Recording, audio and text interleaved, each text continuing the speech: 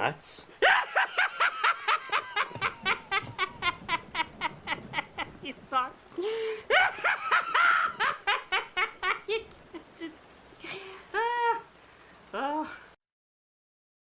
Okay, guys, today is the day I've been waiting for.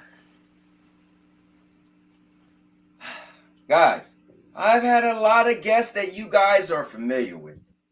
I've had a lot of guests on here that I went to war with. Guys, I have had the big and small and tall of the community. But today, I have a special guest. Someone who knows the cowboy best. Someone that knows me so well that he has never called me the cowboy. Because I'm not known for that around him. Guys, this gentleman and I went to high school together. And what's going to be epic is we're going to discuss Stadia from a non-Stadia fan. See, the thing is, you guys are used to hearing about Stadia from people who were diehards, who fought the good fight, who was the Stadia defenders. And you guys know me, I let anyone have a voice, so you definitely heard it from the other side. The people who were down with Stadia and turned their back and couldn't stand it. But today, you're going to get a perspective unlike one you've ever got. Because today, my guy, DJ Justin Love, he's going to give his perspective as somebody who stood to the side. And to be honest, never really fancied him. And to think Stadia's dead, you're going to hear why he thought it was dead from day one. And this is pretty cool. Because when you hear him, you're going to be like, you called that back then? That's what you were saying back then? He was. So guys, if you're new to this, this is the King of Content show. I am your host, the King of Content. And guys, you know on this channel, and now your mama knows, you get it all. Because I can't be the King of Content if I stay in one lane. So guys, you're going to get gaming. You're going to get vlogs. See, my life has been on this channel since 2011. That's right, guys. Every birthday, Christmas, Valentine's Day. Guys, my honeymoon in Mexico where my wife and I was holding a shark. It can be found on this channel. If I go to the movies, like tomorrow I'm going to see Black Adam, you get a movie review. If I buy a product, okay, I really didn't do a review on this iron. But guys, there's a lot of products I did reviews for. But the most important thing about being the king of content is this right here. You see this cowboy hat? That means I'm a natural born entertainer, and you're going to get a lot on here. You're going to get some dancing. Hey, hey, hey. You're going to get some martial arts. Guys, long story short is I'm here to entertain. So with that being said, I'm going to grab a chair. I hope you grab a chair, and we're going to get the show started. Now, the bad thing is, I used to do a very long starting intro, and I kind of cut it down. So this intro used to go for about 13 minutes because I used to talk about me being an all-purpose champ, the master of vlogging, the cowboy. But now I'm condensing things. I told you guys that I'm condensing my channel together, and I'm cutting the fat. So some stuff I used to do, I'm getting rid of, and I'm just making it king of content, right? And so the problem is now it's shorter, and a lot of you guys usually show up a lot later, but I gotta let you know I changed things around. Also, who is ever watching my guy Obi Rose, shout outs to him. I know he's new. He's doing this thing. He's a personal friend of mine. I always tell you guys, watch him first. Come see me later. I always get more views the next day. So it's okay to watch my stuff later. So don't feel like I'm telling you not to watch him. I know his schedule changed. So him and I actually stream at the same time now. And I know it sucks because he used to like to be a part of it. I used to like to be a part of his stream. But unfortunately, he got a new job and that's his schedule. So I just had to put that out there. So what I like to do is go to the early adopters. And I see my guy Proto is in the building. Give the shout out. FCat is in the building. All right, fair enough. And now, oh wait, something is off. You know what it is? You don't know? You hold up. You know. I know it's off. See, you can't have a cowboy without guns. So let me fix it. It's time for the gun show. Woo! All right, that never gets old to me. Sometimes my wife is looking at me like, what are you doing? But whatever. Anyway, so with that being said, guys, there's 3 things I like to say before the show really gets started. And number 1 is this. You guys know how it goes around here. This show is gonna be epic. Cause I'm a cowboy. Oh, man. And number 2, guys, first of all, I am a winner. And if you're watching this show, I hope you're a winner. And if you're not a winner, the opposite of a winner is, so I'm not calling you the opposite of a winner. But what I'm going to say is, guys, it's a lot that goes on this show. We like to laugh. We like to joke. We like to poke fun and push buttons. And if you sit down and watch this show, you got to be able to handle it. Because if you can't handle it, you know what? I'm just going to do what I got to do and let my guy explain it to you. You're a winner. And you know what winners say. Fuck the losers who can't take a joke. Man the fuck up.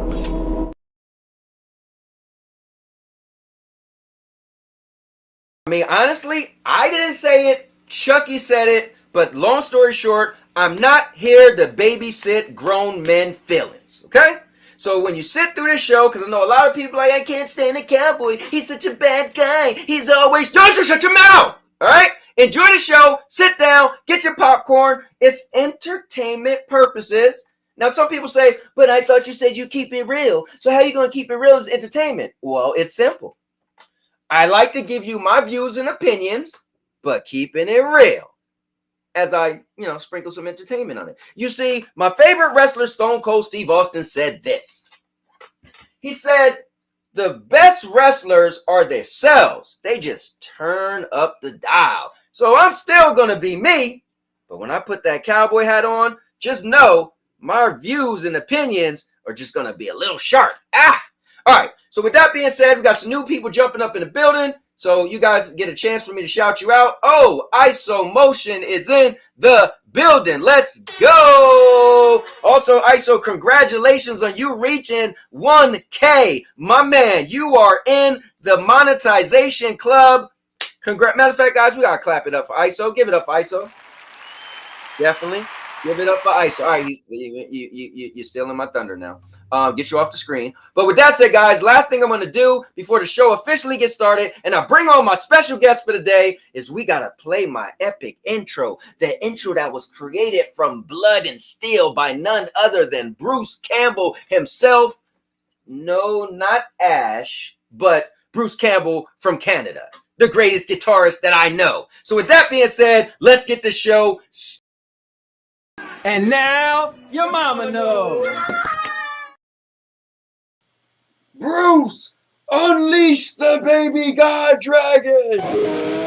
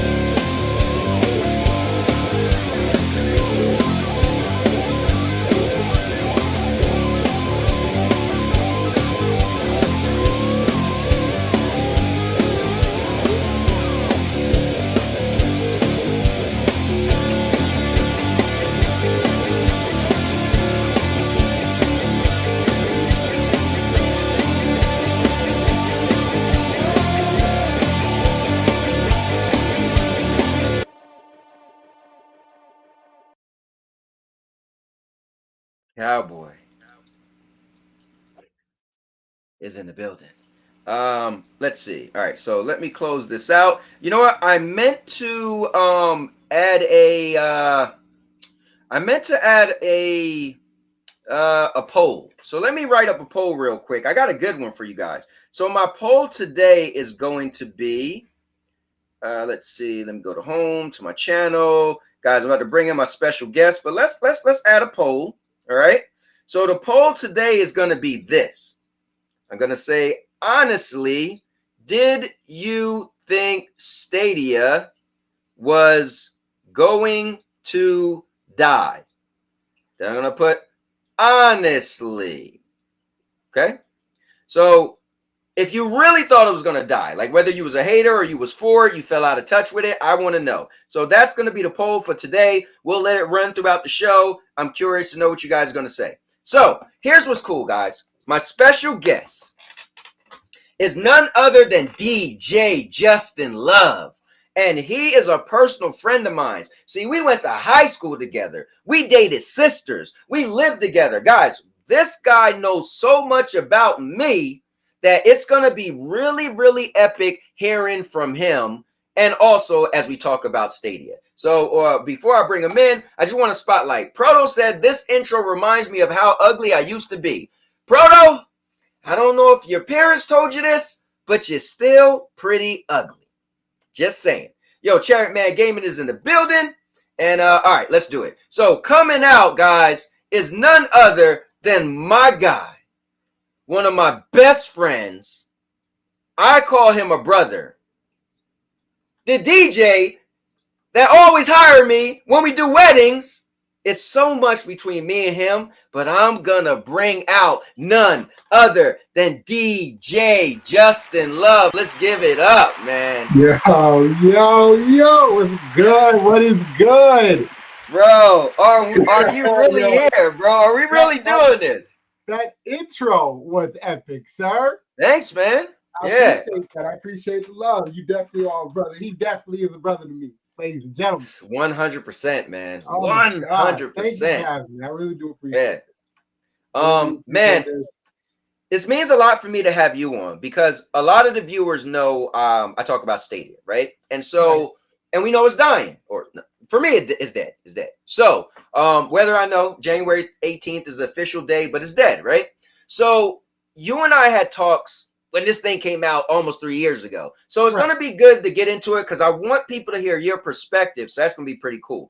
But before we do that, what I like to do is I like to do these questions, right? So I like to have, I started a thing, right? I love gaming, but I don't want people to feel like my majority of my channel is gaming, but I know people love to talk gaming. So what I came up with a couple weeks ago was, how about if I merge, it's going to be a smorgasbord of a show now, right? Okay. So I would like to start off with a guest, and only the guest is on here by themselves.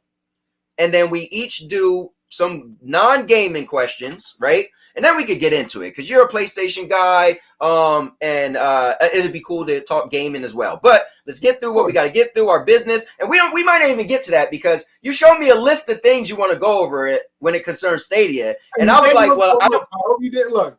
I didn't look because I like everything I say to be just come out raw and authentic, and I don't want to get time to prepare myself. So when I seen, I was like, oh. So anyway, with that being said, what we have to figure out though, Jay, is who's gonna go first. So you got 2 questions or topics, I got 2 questions or topics, and someone has to go first. So there's times where we flip the coin. I had rock, paper, and scissors with people. Somebody came out and said, bro, I'm the guest, so you go first. So what would you like to do to determine who goes first? Well, look, I'm new to your platform, and I appreciate you having me. Just so out of respect for your platform, by all means, please go first. Okay. So the first question I have for you. Let's see. Let me see. I just had it. Let's see. All right, you ready for this? Yeah.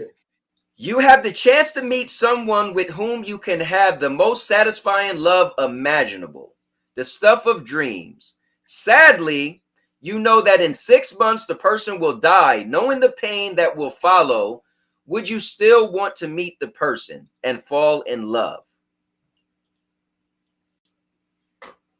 Like knowing beforehand? Yes. Like if somehow you went to a psychic and your psychic said, hey, you're going to meet the love of your life. If you go to Times Square Saturday at 4 o'clock, she's going to be on the balcony looking down. But the love, you'll never have another love. However, what was the time frame?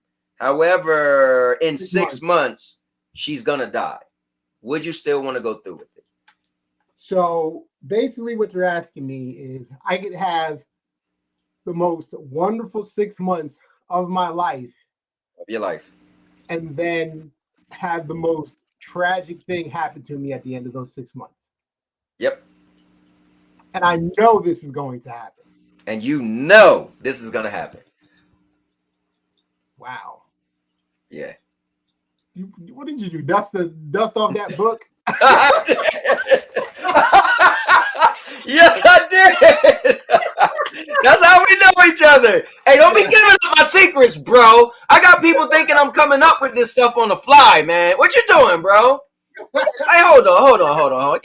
Get him. Hold on. Get him up out of here. Listen, guys, I made that up. All right. I just was like, wow, what a great question I came up with. Don't be listening to him, all right? You won't, all right? Great question. Yo, look who's in the building, man. Black Dragon. All right. Can't put myself through that emotional trauma. That's not for me. That's fair. And guys, you know you can answer the questions as well. That's a hard question. Yeah. Then I got an extra question once you answer that. Like a little bonus. So I'm a realist. Okay. So I know loss happens. I understand it. I know it's a part of life. And so you're telling me I get the opportunity to have literally the best 6 months of my life, knowing that loss is going to happen. I mean, we could all die tomorrow. So I'm going to say, yeah, I'd do it. I'm going to be happy for those 6 months. Yeah. You know what's crazy? I agree. like I've experienced a lot of loss, you know, whether it was family, friends. I mean, you know, we lost friends, and that the great times, right? You can never take them away from you. So Right. no, now the only thing would be if this love was so great, would you be able to? Hey, Bixie, calm that down. Would you be able to fall in love again? Now, this isn't a question, but I'm just saying, like, I agree. Yes, I'm gonna do it, but I wonder would I be like, damn, my new girl is great, but you know what I'm saying? Well, I feel like that falls on the individual. Right. Because that's hard. I feel like me personally, yeah. You know, Right. I've never shut myself off to love. You know, my love is my middle name. Oh, So bro. legit. So yeah, I've never cut myself off to love. So I think me personally, yeah, I'd love it. Yeah. I'd Yeah. be hurt for a long time. You come on now. You remember how it was after me and Stephanie broke up? I wasn't even trying to leave the house. Right. Right. Let me respond to Proto real quick. Proto said he's gonna cut the gaming content, then his audience goes. Here's the thing. I know that I have already took a little dip, right? First of all, I mainly used to talk about Stadia, so that did benefit me tremendously. You guys know. Then when I bought a PlayStation 5, you guys was hating me, right? But guess I'm a wrestling fan. Like I said, I did a heel turn. Call me Seth freaking Rollins. But you guys tuned in for the drama. So I know me wanting to chase after non-gaming stuff. I do get it. But guess what? Stadia is dead anyway. So the audience is fickling down anyway because now people are lost and they don't know, well, I can't go to Cowboy because he loves Stadia. I can't go to Cowboy because he's hating on Stadia. So now so already seen a little dip in the viewership. But what I think where I want to go with my channel, because again, I always tell you guys, I make content for me first. First, me. And if you don't like it, you could go down the road because it's somebody better than me to you. Now, what I hope is the people who enjoy the content I make for me find me. So then that's a perfect blend, because if I'm not doing it for me first, then it's going to be just a job and I'm going to be sitting here like, damn, what time am I getting on? Anyway, but that was a sidebar I wanted to go into. So let me ask you this, Jay. Bonus. What if you knew your lover would not die, but instead betray you? Would you still want to go through it? The love of your life, greatest thing ever, but she betrays you. Yeah, damn blunt. Woo!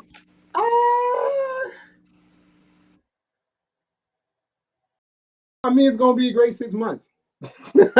So I say, yeah.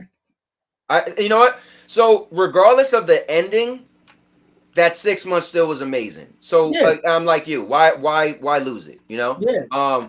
Cherry said Stadia is dead, definitely. And my man Josh said Luke Skywalker voice. It's time for Stadia to end. All right, cool. So that's the first one. I know we got a lot to cover with Stadia, so we're gonna fly through these questions or topics. But you're next. So what will be yours? So I'm asking these questions in relation to my weight loss. For those of you who don't know, you don't know me. Yeah, I'm DJ Justin Love.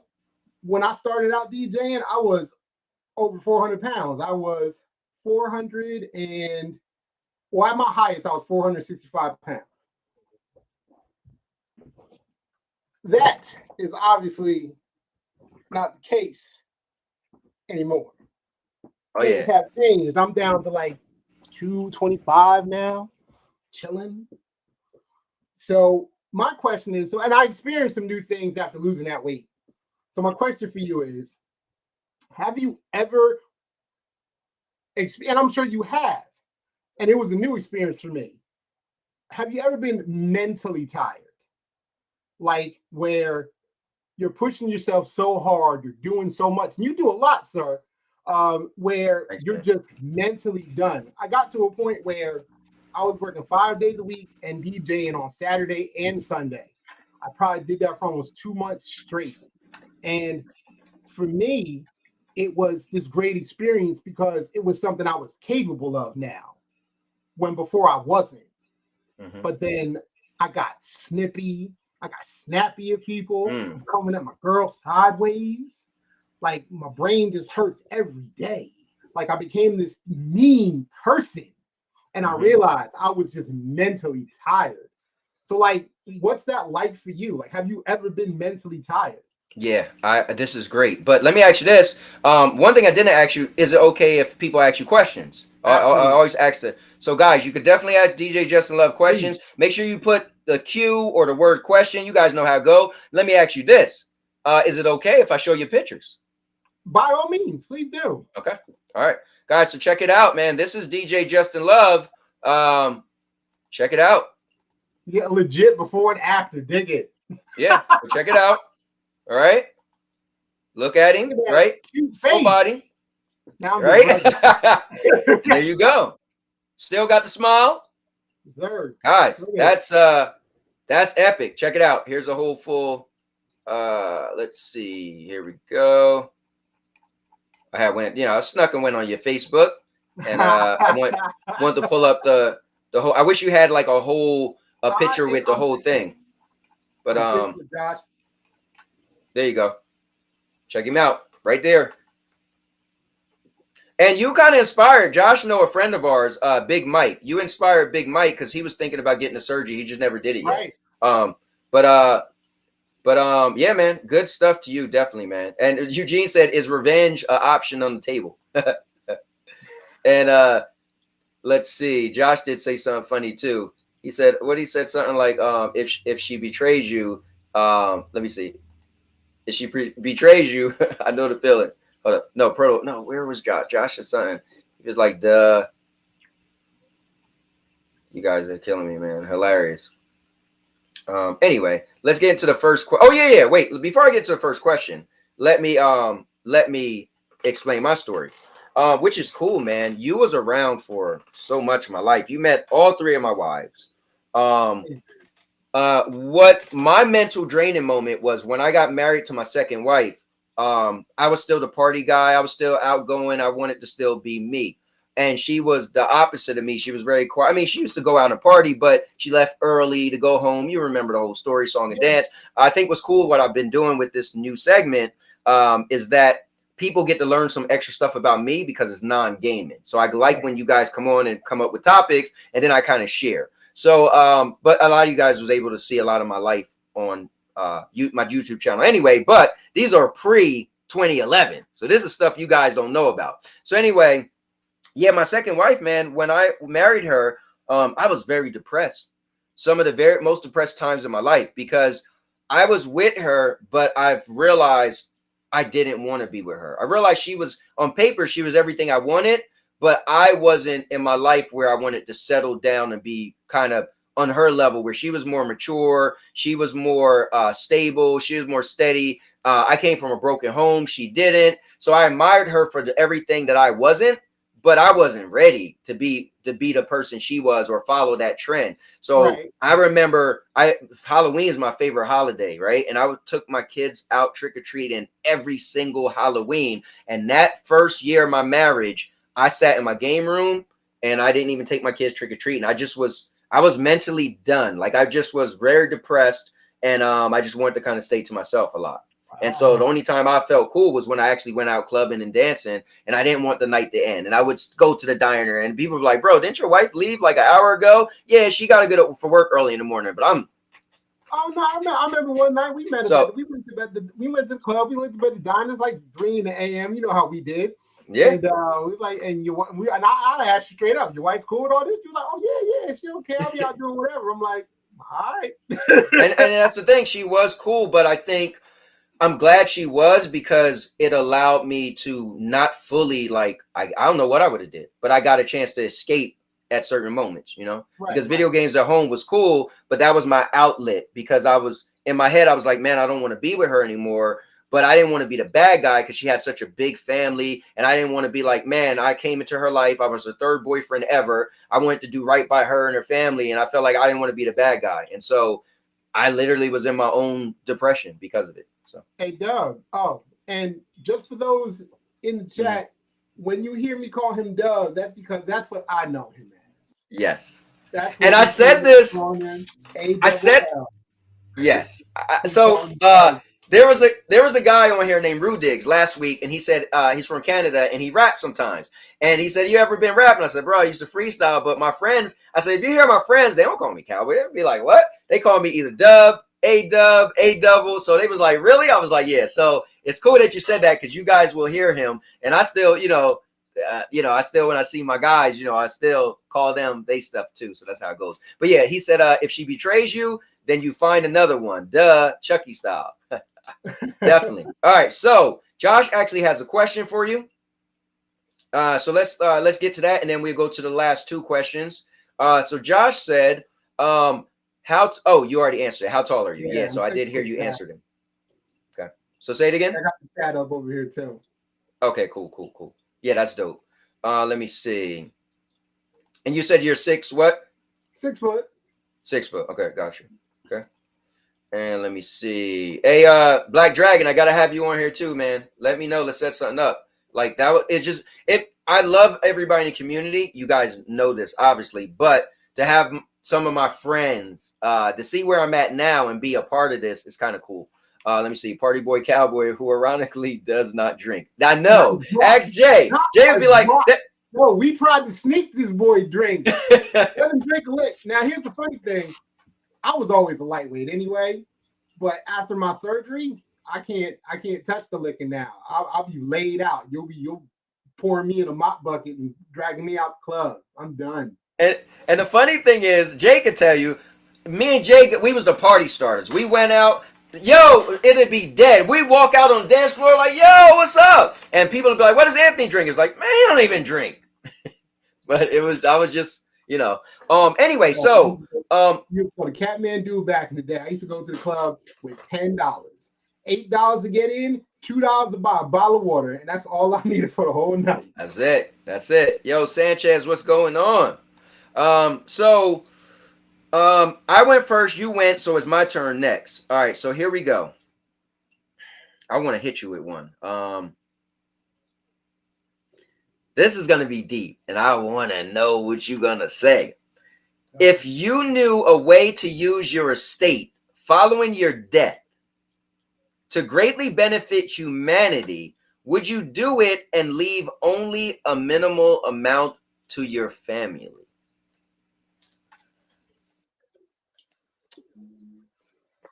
Woo! So, well, see, here's the thing. Okay. My family would understand because of what I would attempt to do. Because what I would attempt to do is, in some way, shape, or form, try to end systemic racism in this country. And my entire family, including my girl, my mom, my sisters, they would all completely understand. It'd be 100% behind it. So, yeah, that's easy for me, cool, personally. That was a great answer. Guys, and on top of that, you actually named what you would try to, abolish. That's cool. Guys, make sure you join in the poll. So there's a poll right now. It's honestly, did you think Stadia was going to die? Honestly. So 73% said yes, 27% said no. So join the poll. Also, guys, if you like this beginning portion, I personally like it, and I'm going to continue to do it as long as I get people to be guests. Yes, we're going to get into gaming, but I really love this. Just let me know, man, if you think this portion is dope, because you guys get to hear stuff about me that you would have never, because people are throwing out questions. So to answer that question myself, and I'll reread it because I just seen somebody new jumped in. It's if you knew of a way to use your estate following your death to greatly benefit humanity, would you do it and leave only minimal amount to your family? So be honest with you, I haven't seen my mom in a while, but I did call her to say happy birthday yesterday. It was my mom's birthday yesterday. So let's, give it up for my mom. Big up. Okay. And, but I haven't seen her. I can't remember the last time. I don't see my family is very small, very small. I got a sister. I got 2 sisters, 1 brother, and my mom, my stepdad, my 2 nephews and 2 nieces. Oh, I got 2 uncles.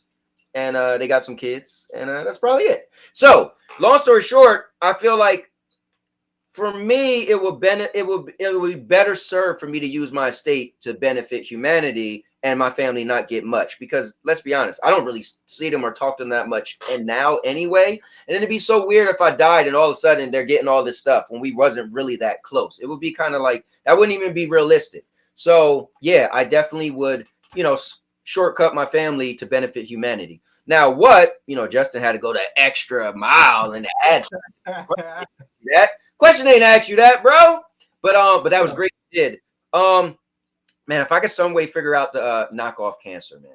If I could help with cancer, that would be dope. So, but let's see. Let me see. Chariot man, what he said is, I'm the same way. I don't drink either. I will go to the club and we'll get cranberry ginger ale. I kid you not. Yeah, man. Cranberry ginger ale is cool. And Mary is in the building, guys. A shout it out from Mary. Justin, you want to say who Mary is? You want to say who Mary is? Let's give it up. Well, yeah, and pull up that Facebook because it relates to my next question. What you want me to do? Pull up that my Facebook again because it relates to my next question. I Definitely just posted some pictures of a project I'm working on. Oh, you want me to show that? Related to my weight loss. If you scroll all the way back to the top, it should be the most recent post. Well, yeah, that's the beginnings of it. There used to be a pool there. Yeah. And look at that, guys. I started working on a fire pit, and now I'm working on the fire pit. Is dope. It's epic. We've actually had it lit a couple nights, and yeah, man. From humble beginnings. That's dope, man. Look at that. And now I am working on a patio. Oh, really? Yeah. Scroll up. There's more. Like if you scroll up the feed. Okay. Yep. I didn't realize it was a patio he was working on.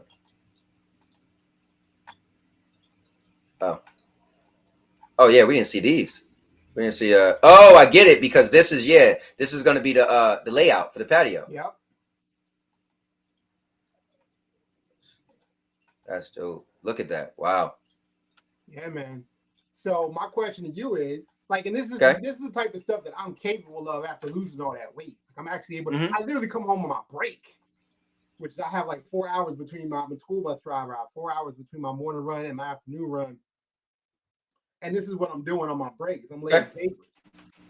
My question for you is, what's the biggest home improvement project you ever taken on? Because I know you're I'm really not a handy guy.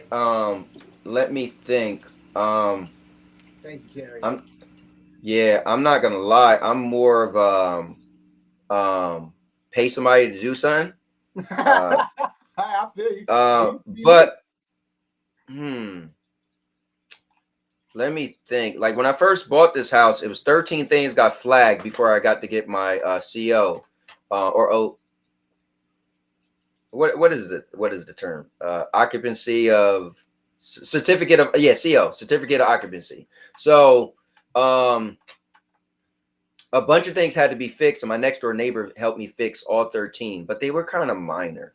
Well, I mean, you had a pool at one time, didn't you put that up? Oh, damn. Yeah, there you go. Yeah. So our first pool, we did it wrong. We had a basketball court at our house, and we thought like, oh, bet it got to be level already. So we put the pool on concrete, and over time it kept getting holes in it, and we took it down after some years. So years later, my wife was like, when COVID happened and we was getting those stimulus checks, she was like, in the winter time, dead of winter, she bought a pool because it was on sale. I'm like, because she was hell bent. I want another pool. She bought a pool. Dirt shit, it's on sale. She bought a pool for cheap, right? And this guy was supposed to help her put it the right way. Did the circumference like massive like that. Dig up the ground. Dig up the dirt. You gotta get rid of any roots. Blah blah blah. And put a tarp down. Sand. Blah blah. Whole nine. So I was like, I'm not getting involved. That's your project. it ended up being my project. So, but it was dope, man. I mean, she ordered, I want to say, what, like 5 tons of sand, something ridiculous, right? The truck came, brought in the truck, dumped it. I had to rake it out. I mean, dude, I did the whole thing, you know. That was I mean, bro, just ripping roots out the ground. Like when you got to go deep enough, them thick roots. So, yeah, that was cool. And I guess at one point in time, I was gonna extend my driveway, so I started to dig a trench, and I put wood down, and I was gonna get rid of all the grass and then put rocks down. But then I was like, you know what? I did a couple neighbors' house down. They did it, and it looked like an eyesore because the grass started coming through. And I'm like, when I sell the house, I don't want it to be an eyesore. So I decided not to. So I will have to say putting the pool in was probably the biggest home improvement thing I did. That's what's up. That's what's up. I'm actually having a lot of fun doing this. That's cool. I feel like everything is coming out better than I initially planned it. Like nice fire pit. So far I'm loving the patio house coming together. I still got like a pallet. I got a whole nother pallet of stones to lay down. So yeah, I'm excited. I'm excited to get it done. That's cool. And guys, you know me. I shout out everything and everybody. I know it's an unwritten rule. People are like, hey, you can't say stuff. Guys, I feel like it's room enough for everybody to eat. And if somebody could find a new content creator for me, and if they don't even watch me no more and they watch them, because the way I look at it is, I am not the gatekeeper of entertainment, right? I want to be the portal for entertainment. So if Josh, like he's saying, said anyone a fan of customized jewelry, check out Mr. Urban World. He got you covered. That's true. Mr. Urban World, you can find him in my Discord. He got you covered, bro. He done made God of War pendants and you name it, right? Got a Kratos on a pendant. So, but yeah, I mean, you guys can shout out your channels. I'll definitely pull it up. Give me links, whatever. So, and also we'll let you guys find a way to reach DJ Justin Love as well, because they have a business and all that stuff. But I want to get into that later, because I think a lot of people are here for this Stadia stuff. So here for this Stadia stuff, man. Here for the Stadia stuff. And damn, this is gonna be crazy. It's gonna be crazy because it's you. And I'll say this first, all right? You know what? I'm gonna switch the topic and then we're gonna get into it. So Jay, let me do a topic switch and then we're really gonna get into it. All right. All right, so let's do it.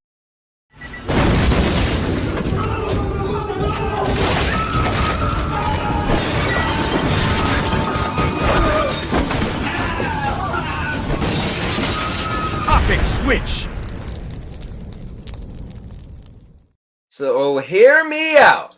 My guy Justin and I, we are known for having these long, heated arguments and debates. So what I want to say first, before we go forward, is I turned a new leaf, and I don't like the debate. No. I do like to debate and argue, but I don't want to do it on here, right? Like, I don't want to go on and on and on and on. But what I like to say is I love a good discussion. So let's have a discussion, because debates mean you're right, I'm wrong, I'm right, you're wrong. But discussion means like, oh, that was a pretty good point. I disagree, but good point, right? So guys, right now, we're going to get into it. So the poll, make sure you guys join in. It says, honestly, did you think Stadia was going to die? Honestly, I personally didn't think it was going to die.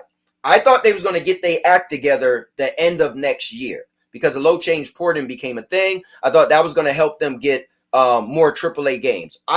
When I fell out of Stadia, it was because they start slacking on AAA games. And for me, call me a AAA whore, whatever you want, but I love those bangers. Like, if you show me you got bangers, I'm in. And so the first year of Stadia for me, I was like, bro, they got there you go, right? Plus, I'm a picky gamer, so I don't play many games. So for me, they was doing just enough and a little more. So that's when I fell out of Stadia. So we're going to bring DJ Justin Love back on. And, man, this is real, guys, because he's going to tell you, when I first got in Stadia, he was like, bro, well, I'm going to let him tell it himself. But he said, wait, is this DJ Justin? Yes, it is, man. This is definitely him. He said, I literally just said I need to find it. Oh, and I've been meaning to tell him, and I keep forgetting. So he said, I literally just said I need to find a DJ who could mix some techno and house songs for me. And he's been telling me this for a minute, and I've been like, I know a DJ. and I kept forgetting to tell him. Well, guess what? He's on here. You could tell him yourself. Let me see. So you're saying is that you are a master debater. I mean, you know how it goes, Josh. So anyway, guys, let's bring out one more time again, none other than my brother, DJ Justin Love. All right. So, and so let's see. Rose question for DJ Just Love is that Justin, bro, how much you charge? So, it depends on what you ask him, right? You need to know what he want, right, Jay? I mean, the man needs to know what you want. All right. So Jay currently is giving me the frozen treatment, and so let's see. I think, Jay, if you just jump off and jump back on, it'll fix itself. So I'm going to look to see if Jay is moving in the background. But guys, all right, there it is. He's going to jump off, come back in. Guys, this is going to be deep. And I'm glad you guys are showing up for this because I want you guys to hear from somebody who was never a Stadia fan, ever. And someone who felt Stadia didn't have a shot in the dark.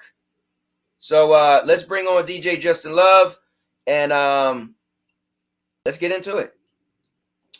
Let's see. So what is it? Melon is tricky and funny sometimes, Jay. To some people, like it messes up, but it was doing good when you first came on. If you could hear me, I think it's showing right now that your internet is low. So you could always jump on your phone and use your mobile data. Or you can do whatever you got to do to set it. But on my end, it shows that the there we go. It looks like you're coming. Yeah, but on my end, it just shows that the internet is low. And let's see.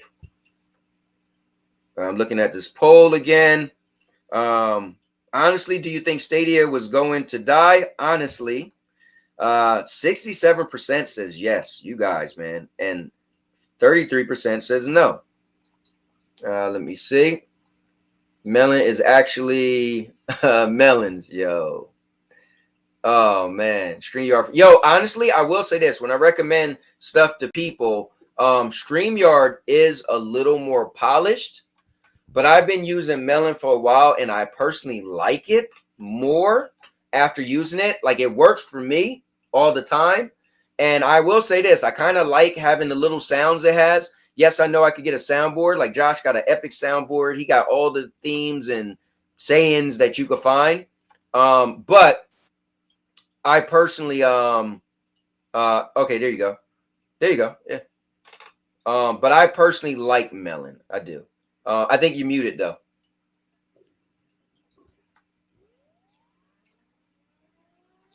Just go to where it says mute, click on that little arrow, and then you should be able to select whichever mic. When you went out, it might have switched the mic or something like that. Like it'll have audio input. You could switch, make sure it's what you're using, and then you could already hear me, so I know that's working as far as audio output. Like I know some people try to join and they have little issues. Also want to thank the people that's coming in now. You guys are coming in right at the right time. We're about to get into the nitty gritty. Justin's going to jump out and come right back in. But guys, he's a friend of mine from high school. I'm prefacing this because it's going to be cool. He was never a big fan of Stadia ever. And so his perspective, there you go.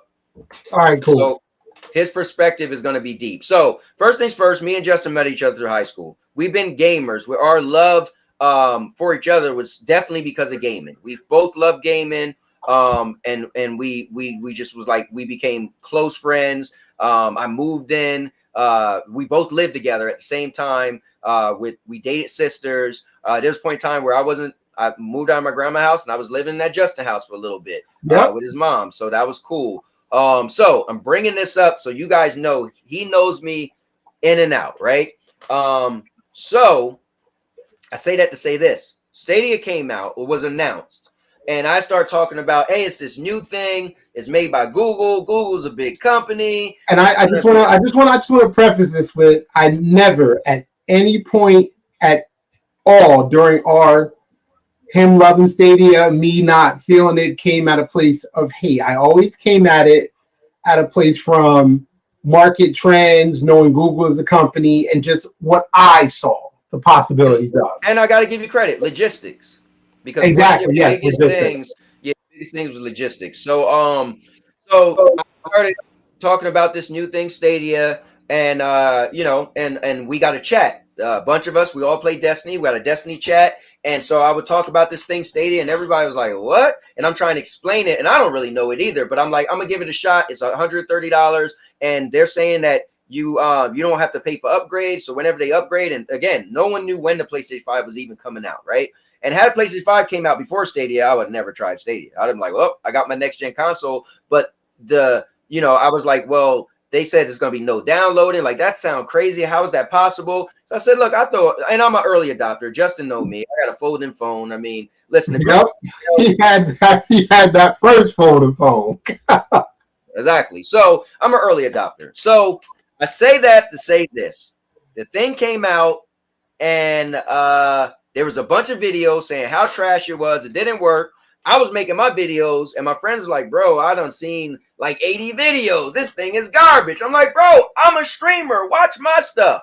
They didn't want to believe me. They wanted to believe what was on the internet. I was on the internet too. But anyway, so you bring it up, Jay. Go from here and let's get into it, man.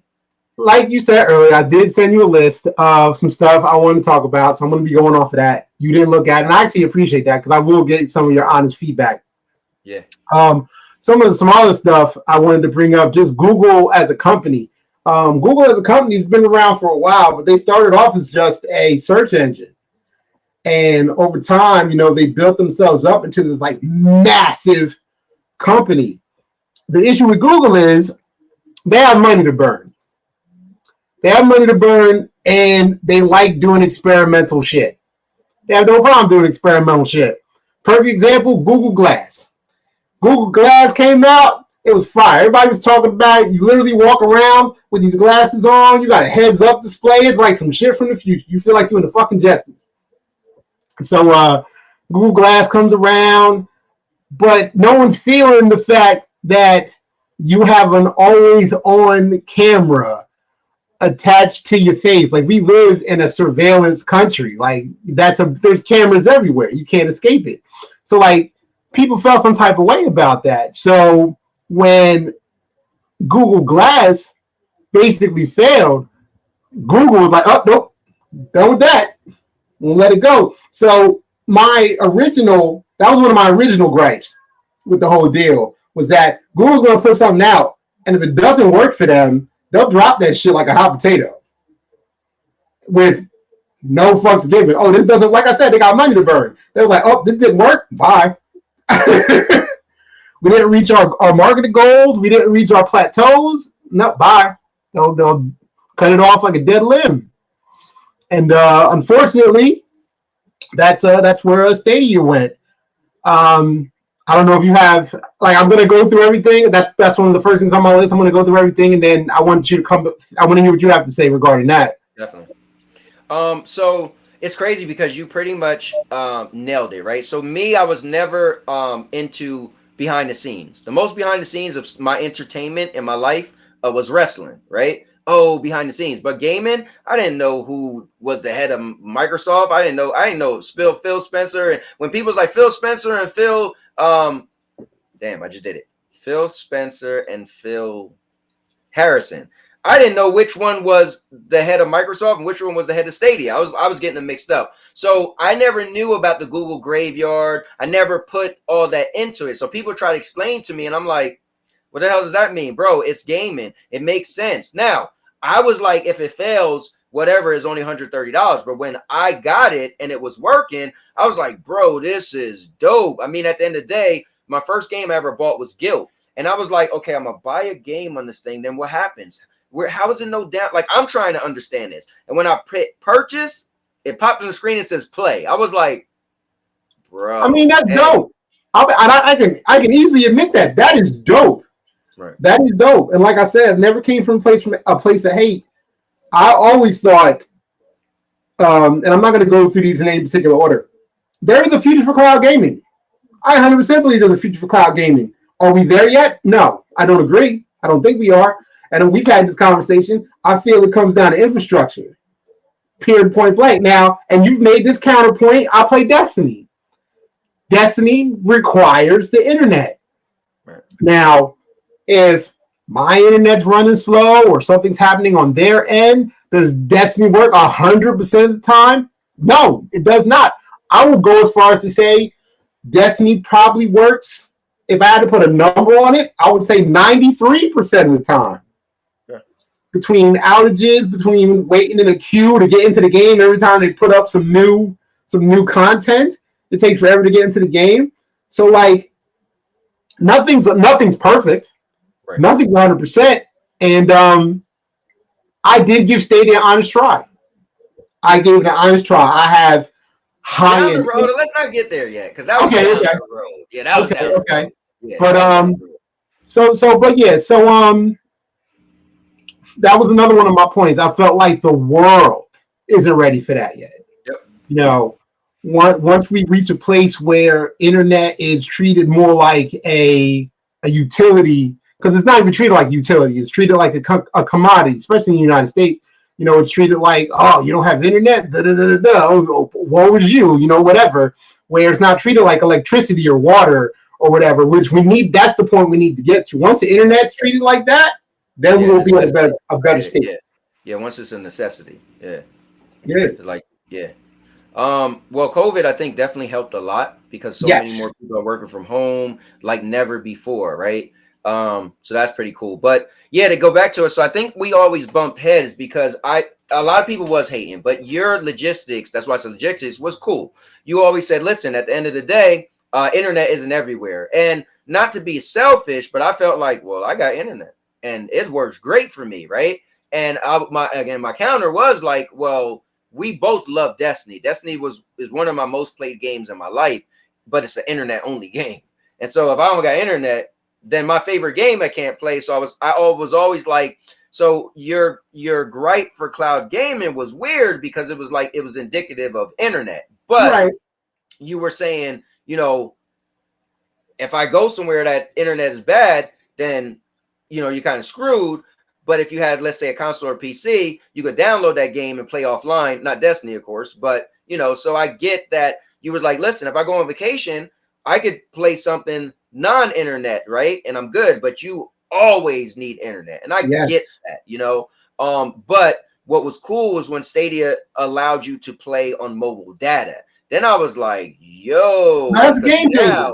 That was a game changer. I was like, yo, so I get it. If I go to my mother-in-law house and she don't got Wi-Fi, because that was a real thing. At some point she didn't, right? And I was just like, well, guess I ain't playing my thing. I gotta, you know, whatever. But then they added mobile data, and I was like, yo, so then I'm playing everywhere as I got videos. People joke and say, Cowboy was at a funeral. He was at a baby shower. I'm like, bro, stop playing. But I watched him play Avengers at weddings.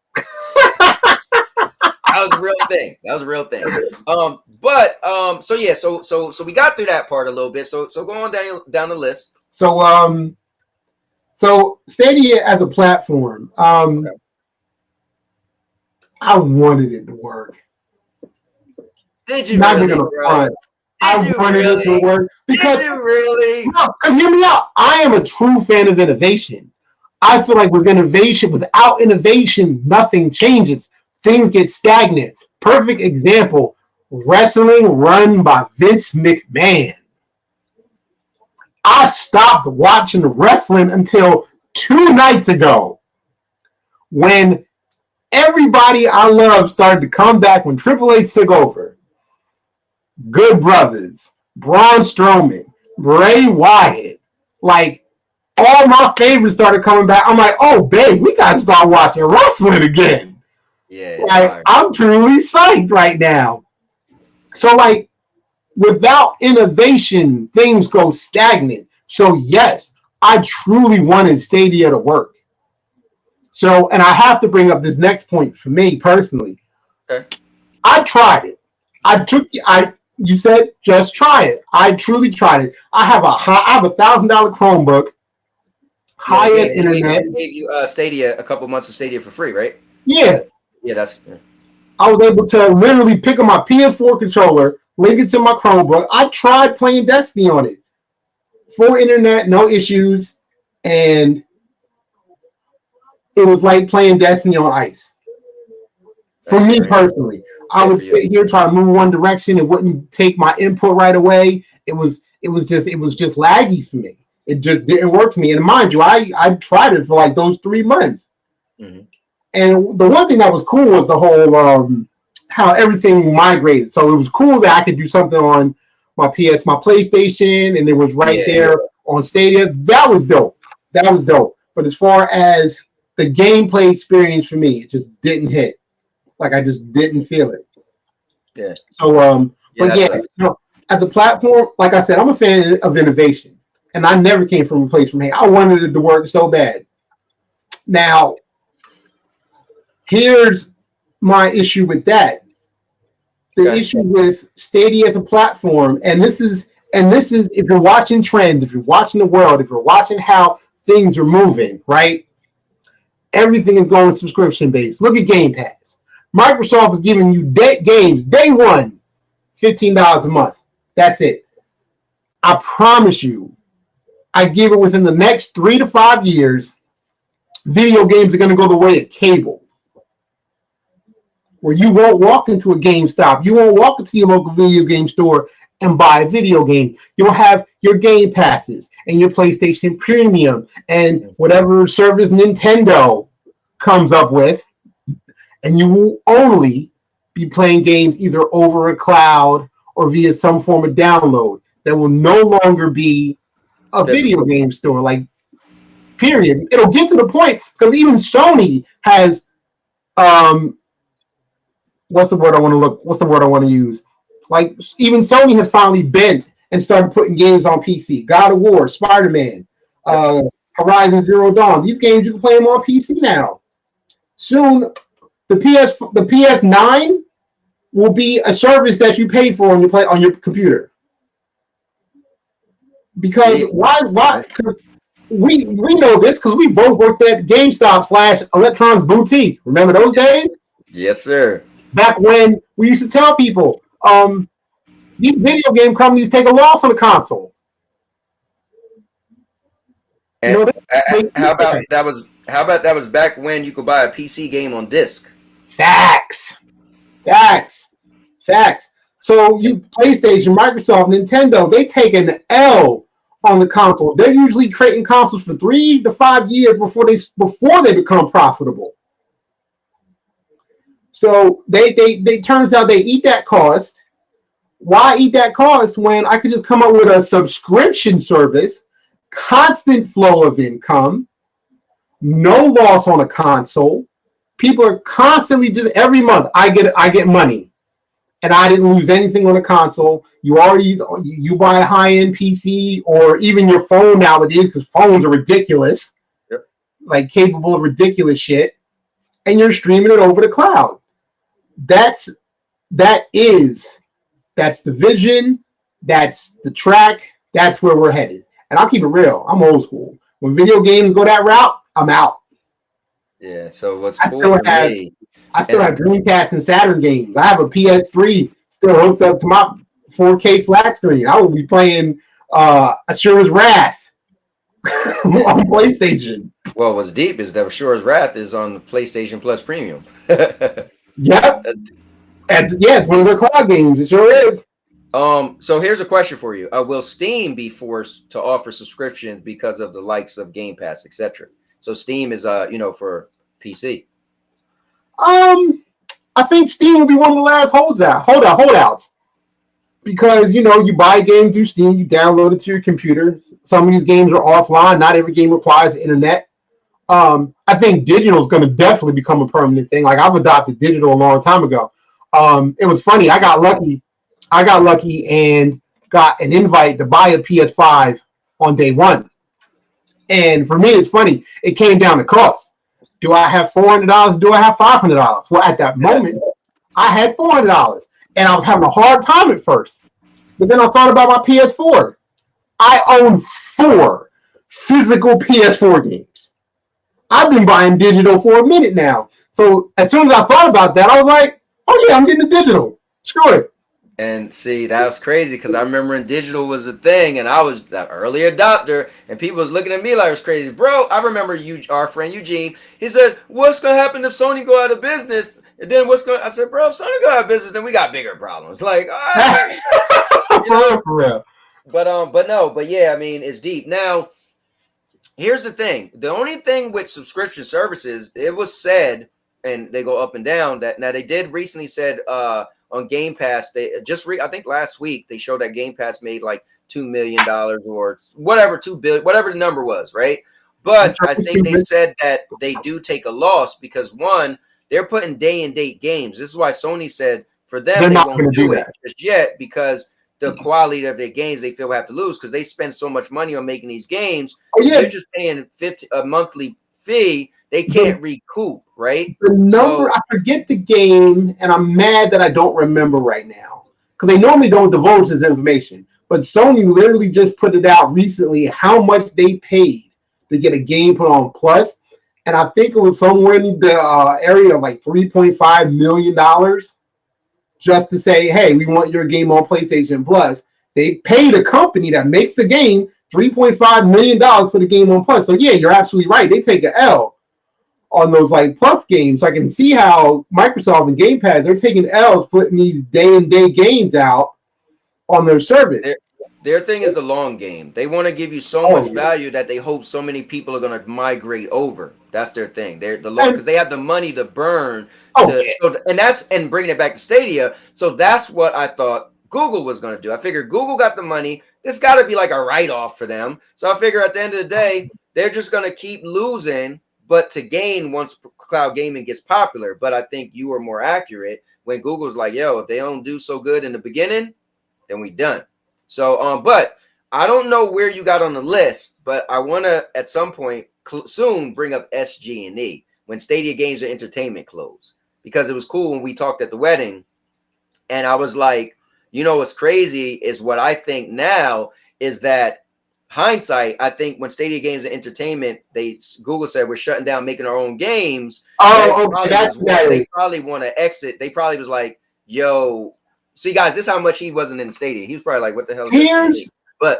We had a conversation about this. It's a highly specific conversation about this. And that, for me personally, was the nail in the coffin. And the reason it was the nail in the coffin for me was I was a hardcore Dreamcast fan. Hardcore Sega Dreamcast fan. I was working at Electronic EB Games at the time it was called, in Quaker Bridge Mall. I was in line. No, matter of fact, I was working that day and was able to take my Dreamcast home that night. Like, I was hyped. And Sega was well ahead of the curve. Well ahead of the curve. You took this system out the box. You took it out the wrapper, plugged it in. You plugged it into your internet. It was the first system to do this. Out the box. You could connect to the internet. It was so deep. Websites were created to download game saves. This was the first console to do this. You could download full game saves. One of the hottest games in the Dreamcast, Marvel vs. Capcom 2.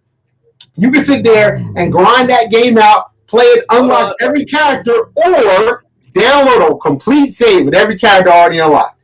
Now, hold on. The funny thing is this, right? So Rose has a problem with that. He said, there's what you said the game. He said, but my issue with digital, he said, dude, you never keep the real content you paid for. Shaking my head, Marvel versus Capcom 2. He's been going on, and that happened to be the first game you mentioned.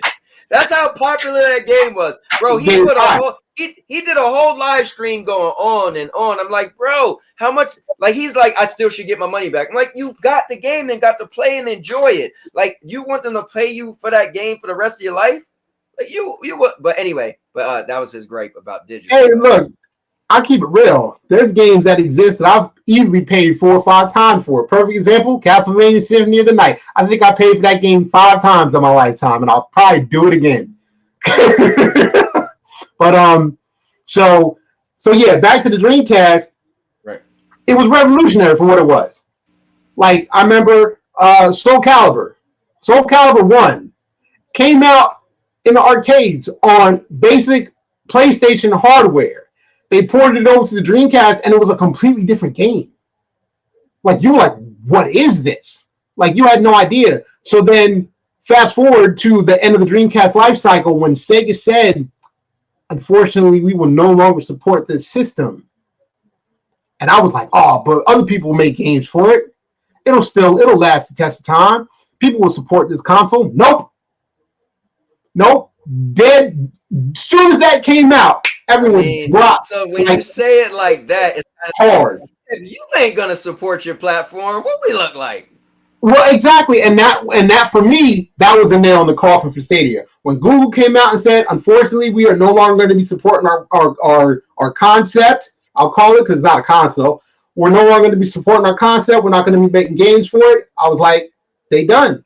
And of course, you got your indie game platforms. Like, you still got indie game platforms making games for the PlayStation Vita, which is ridiculous. But like, you got your indie game makers, and they're still going to make games for it. And unfortunately, it's not going to be a thing soon. But yeah, like as soon as they made that announcement, I was like, Doug, I'm sorry, this is too much like the Dreamcast. And it was crazy because on the other end, I'm playing what I'm playing, and I'm going to tell you guys what I said. But my guy Rose is going crazy. He said, Rose, yes, and he shouted out Marvel versus Capcom, bro. Hell yeah, man. I still have it on my PS3. I'll rock that shit. Here was the issue. I was deep in it once. So when you love something or you're passionate about something, you want to see it through, right? And you know me, right? You could tell everybody. When I get into something, bro, hella high water, I'm riding. When the cowboy, I'll call him the cowboy on the platform, when the cowboy enjoys something, we'll say, when the cowboy loves something, he'll fight for it tooth and nail. He unfortunately has the inability to think critically about something he loves. I will go as far as to say I'm a PlayStation fan. Not a fanboy, not a PlayStation stan. I'm a PlayStation fan because when Sony does some bullshit, I'm like, no, Sony, you fucking up. Right. I will like. My only issue is, in my defense, I never felt I was Stadia fanboy.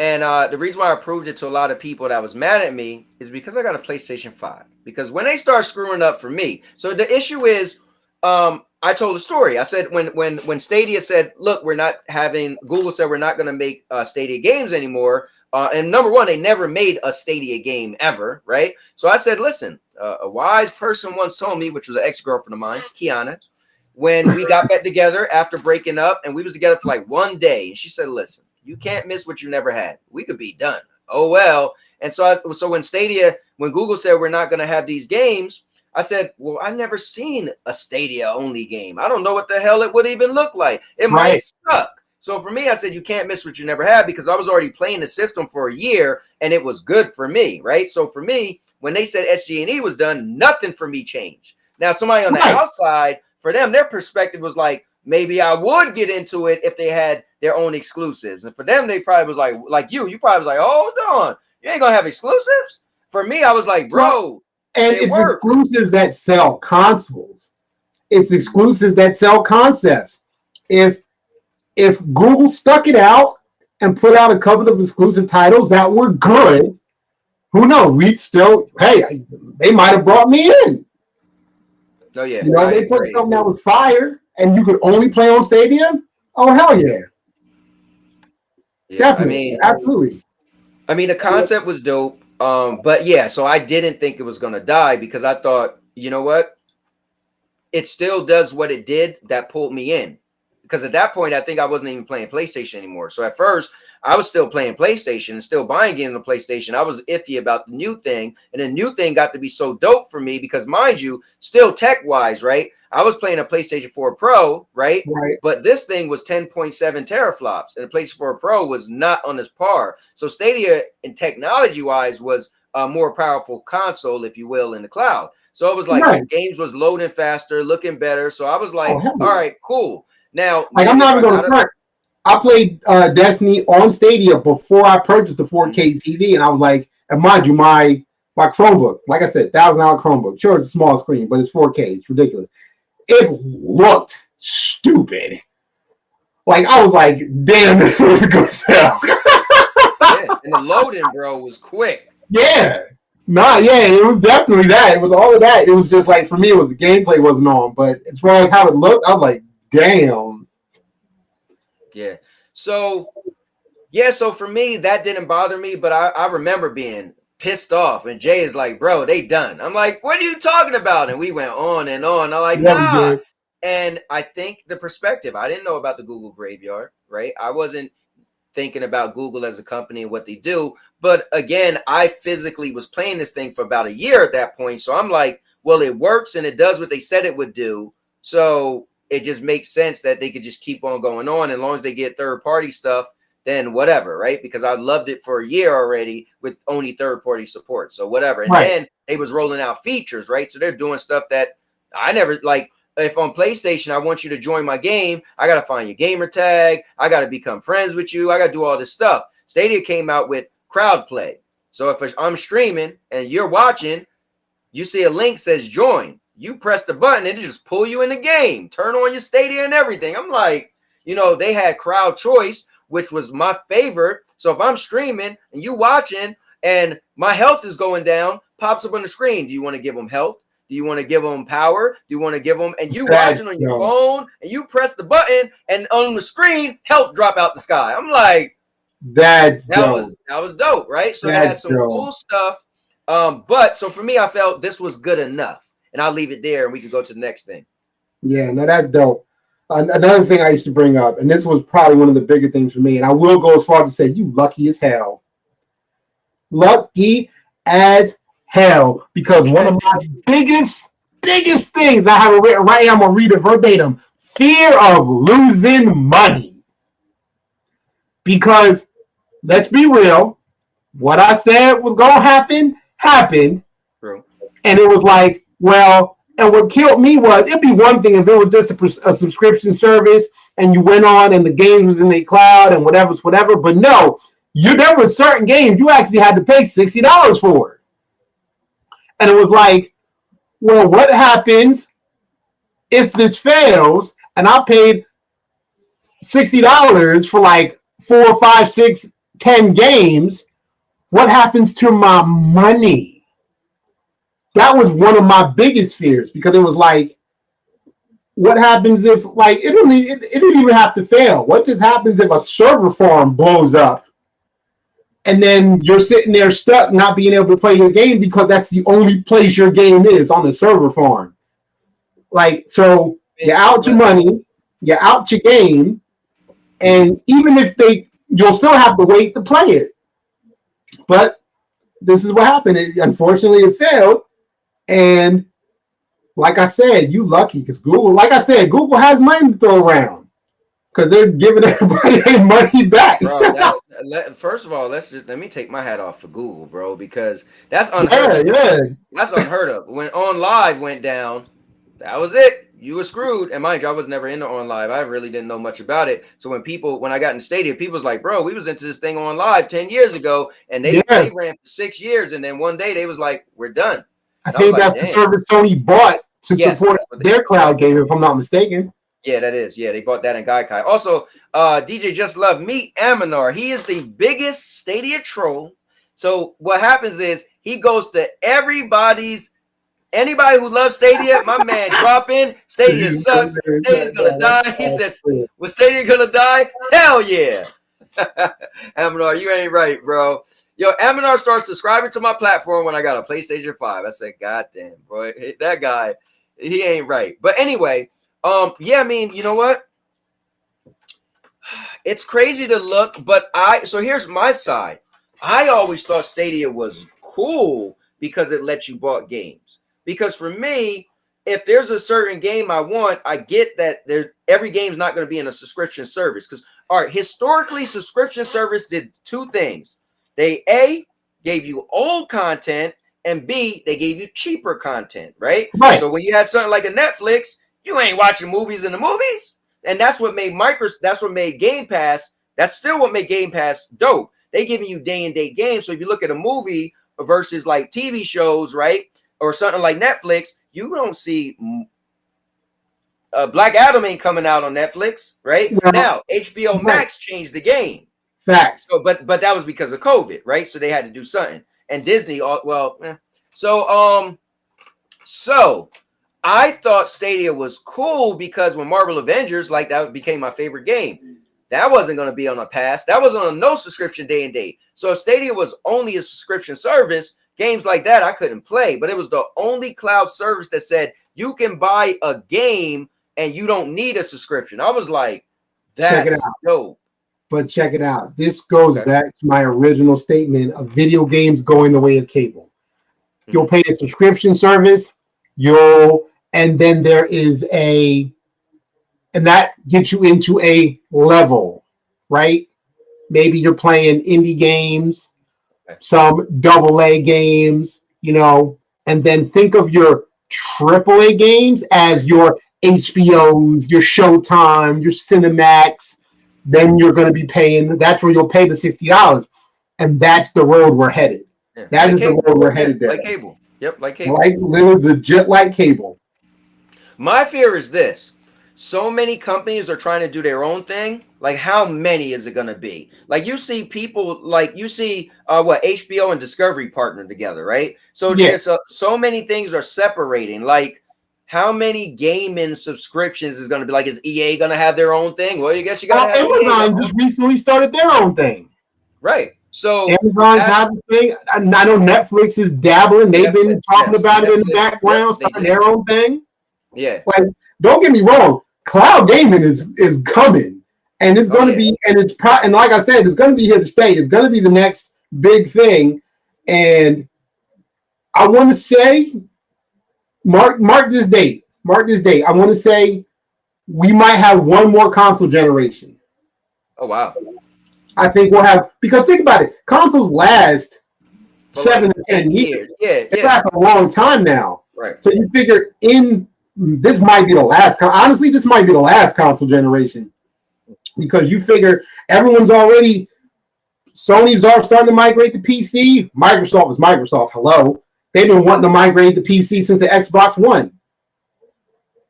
Like, that's Microsoft saw the writing on the wall with the Xbox One. You remember they wanted you to buy a game once, put it in, install it, never use the disc again. Yep. 24-hour DRM. Blah blah blah. Like, Microsoft was already on that shit, and that's they was ahead of their time. If you look back now, because everything they wanted to do, now we do, and no one complains. Exactly. And Microsoft realized forcing everybody to do it wasn't going to work. They had to basically mindfuck everybody. Let it evolve. They just had to let it evolve and get there. Yeah. Obi said, "Does anyone remember Prism?" Yeah, I remember Prism and HBO. Yep. I remember Prism. That old. Yeah, man, that's deep. But I definitely think gaming is gonna go like you said. But I don't think PC is ever gonna die. I don't know. No. Somebody's always gonna have a PC they want to build and be able to tweak it so the games look better than the developer's dream. That's always gonna be a thing. But here's the thing about that. You're right. PC never is gonna die. People are gonna just want powerful PCs because they can have one. Yep. But this whole cloud gaming thing, this is something I actually literally just thought of. This whole cloud gaming thing is actually going to hurt that. Because remember, with cloud gaming, your PC doesn't have to be that powerful. True. The server farms handle all of that stuff. All the processing and whatnot. Like you can do cloud gaming literally on your phone. Yep. So cloud gaming could actually, I'm not going to say PCs are going to go away forever, because PC is always going to be a thing. Well, and mind you, I don't know how much you're into the different services, but one question I want to ask you, but they have a service called GFN, GeForce Now, which is made by NVIDIA, right? And NVIDIA graphic cards. So they're the powerhouse of the cloud. They got a 3080. Their commercial came out and said it's 3 times more powerful than an Xbox Series X, the most powerful console. Their commercial said native Xbox Series X is 96 milliseconds, and GFN, which is cloud, is 54. So they came out saying that we are better and more powerful than the most powerful console. So It's like, wow, they're already rivaling most of PC owners, because the high-end PC owners is a small majority. So just imagine that's already a thing in the cloud, right? So we could only think NVIDIA is going to want to jump again. Then you got to think of like AMD. Now they're coming out with technology where the AI upscales your graphics, and it's not coming from the hardware.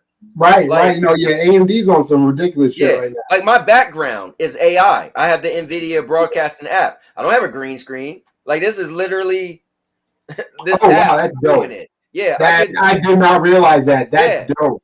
It's crazy. Wow. Right? Like matter of fact, watch this. Watch how clean this looks. I'm gonna show y'all something real quick. Where is this at? Oh, you know what? I changed this. All right, we'll get to it as we're talking. Here it is. Let me show y'all something. This is dope. Well, I don't know why I don't have it on my front screen anymore. I updated my broadcasting app, and for whatever reason, it's not there. So check this out. I mean, stuff like this, as smooth as it is, like, hold up, not that. Wrong one. I just want y'all to see like stuff playing in the background, and this is just, I mean, I could pull up a bunch of things, but and this is all AI. But hold up, wait till you see this. Yeah, this always messed me up. Bro, look at this. Like, it's clear, smooth, like clean. Now, I never had this on here because I feel like it might blind people. You know, I got epilepsy. You're gonna be, but look, I could get up, walk around. I mean, this is dope. This is literally AI. You know, like it's crazy. Yeah, that's wild. And it's only gonna get better. Right. Exactly. No, well, that's why I definitely feel like, you know, cloud gaming going the way of a subscription service versus, you know, going out buying a disc. It's funny because you got holdouts like Eugene who are like, oh, you know, I buy all my games physically. Look, I still buy my games, even if they're digital, they're still physically on my console. I have a digital PS5 in here. I actually have the disc version PS5 in the other room. And it's funny because everyone talked about, oh, well, I bought a disc version to save hard drive space. That's not even a thing anymore. Whether you have the disc version or digital, when you buy a PS5 disc, it installs the entire game on the system. Right. You're not gaining anything by owning the disc version. So, like I said, in my humble opinion, video games are going away in cable. What else do I have here? Hold up. Aminar said, I remember when many Stadians used to claim that if Stadia goes away, their games will never shut down. Yeah, good luck. Last laugh. Good luck. So, Google said, nah, everything's gone. Let me ask you this, though. So one question I had for people was what happened? Your boy wasn't there? Hold on. Aminar? No, not Aminar. Yeah, Obi Rose. He's racist against green screens. Yo, stop it, man. Let me ask you this though. Do you think, and I think I know the answer, which is crazy, right? But so I'll say this. I took a step back from cloud. Once Google fell, like, bro, Google can't do it. Now I do say Microsoft is killing it, right? But they're smart. They don't have a separate cloud service. You just pay for Xbox Game Pass Ultimate, and it gives you Game Pass PC, gives you Game Pass console, gives you Game Pass cloud, and it's just here's the thing with Microsoft, and I don't know, and I'm assuming most people know this, maybe some don't, but Microsoft has been in the game for so long, as just far as the PC side of things, that most of this infrastructure that they piggyback their Xbox Live has already been there. Right. So, if anything, they just went back and tweaked stuff that they already had. So for them, it's not even like they're losing a bunch of money, like, because they're only adding to what already exists. They're not like building new server farms and that. Right. They're just building on top of what they already have. Right. So for Microsoft, this is a no-brainer. Where Google is still experimental in the space, Microsoft is like, nah, we're good. We got this. Yeah. Microsoft is like, oh, we're like Google, hold my beer. Yeah. Well, my only issue is that I feel like Stadia was so advanced. They were pushing competition. I feel like with now Stadia being gone, other people will be like, I mean, there's no like, are we gonna see crowd play? Somebody ever do crowd play, crowd choice, like state share? There's all these things that Stadia had. I truly hope someone picks up these ideas because they're amazing. You know, never once have I said Stadia is not amazing for what it is. You know, these ideas are amazing. What they're attempting to do is amazing. I never wanted it to fail. I wanted it because imagine if Stadia didn't fail, then Sony and Microsoft would have to step their game up. You know, now they don't have to necessarily. Right. So this is the thing is they're doing the bare minimum. Like PlayStation, like look at Sony. Sony's like, our cloud games are only going to be PlayStation 4 games. You ain't getting a PlayStation 5 game in the cloud. And I'm talking straight trash about Sony's cloud service. Like I've tried to play PS3 game. No. It's just very behind. Now, for me, I don't know if the gods of cloud bless me. Everything plays great for me, but they don't have a search bar. Like they're just very behind. You know, they're very behind with their thing, but it's smooth as hell though. For me, it works great. I think they point was you're gonna have to download the app, and I just experienced this. So I always play on a browser, and when they had an app, I was like, damn, Stadia, you just play on a browser, and that thing is smooth, right? But their tech was just more advanced, right? Because they built it in mind to be on the cloud. When you play an Xbox game on the cloud or a PlayStation game on the cloud, they're just playing a native version to it, whereas Stadia was that they like developers had to make a cloud version. You know what I'm saying? So it was cloud in mind. So that's why it worked. But with PlayStation, the issue ended up being I go back to Microsoft. So I was playing Scorn and I was getting the artifact, and when you turn and it just started to get pixelated. So somebody said, bro, download the app, it'll work better. So I downloaded the app and I was like, damn, it don't do that at all. So I guess PlayStation said, listen, we're not gonna do the I mean, I guess your tech got to be legit serious to be able to do what Stadia did, to just let it work in a browser, right? Now that gave Stadia the ability to, like Stadia was really just a link.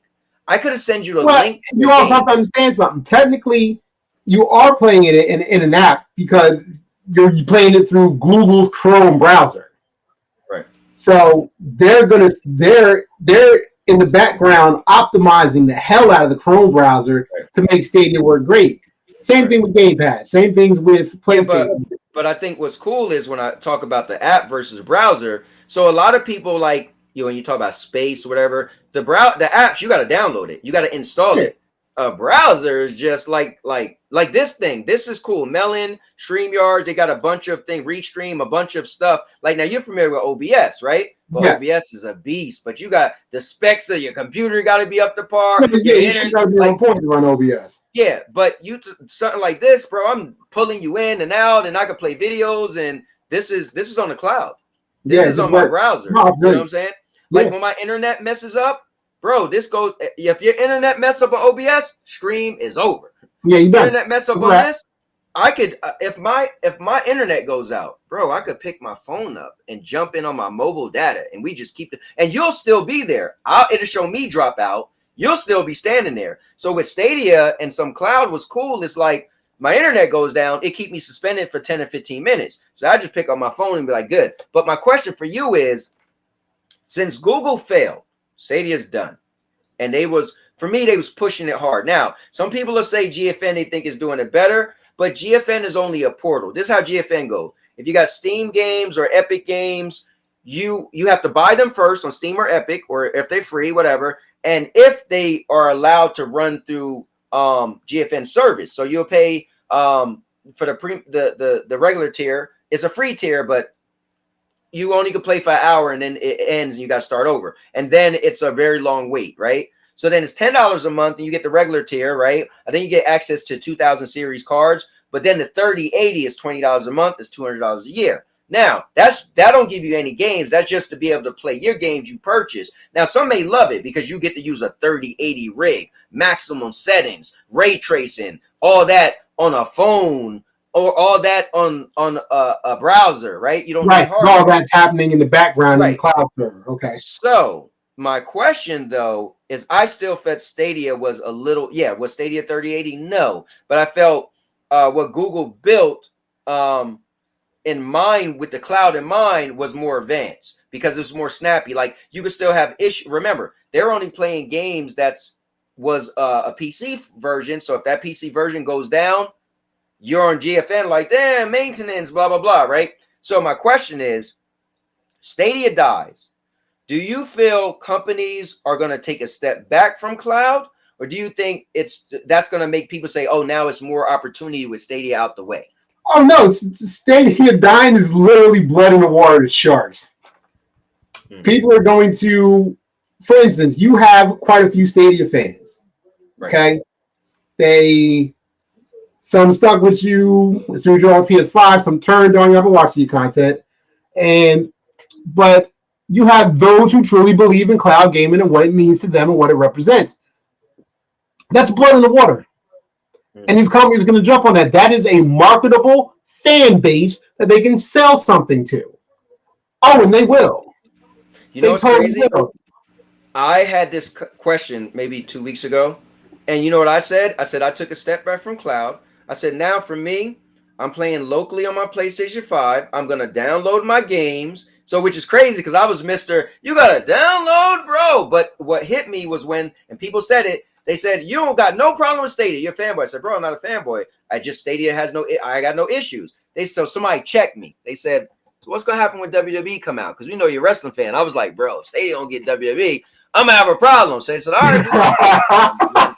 And when it came out, I was like, so I took the day off, went to my brother's house. We all played it. We had a ball. I said, well, I'll wait. And they never got it. And I was like, nah, I'm good. And you know what? Man, give me this PS5. And the first game I bought was WWE. Yeah. So I said this. Cloud, I love it. But it's new. And to be able to get AAA games, there's some companies, one called Boosteroids. Now, it's a little... So they get all the games, not all of them. But the thing is, they're not getting permission from developers. And so once the developers say, all right, bro, that can't be on there, then that game is gone. Let's say you're not a PC guy, but they're PC ports. They're PC games. Let's say you're not a PC guy, but you're a cloud fan. So you got those games just so you can still play in the cloud, but you don't own a PC. Well, if Boosteroid, the developers say, pull that. Now you just bought a game. You bought a game that you can't play on a PC because you was never a PC guy. You was a console guy.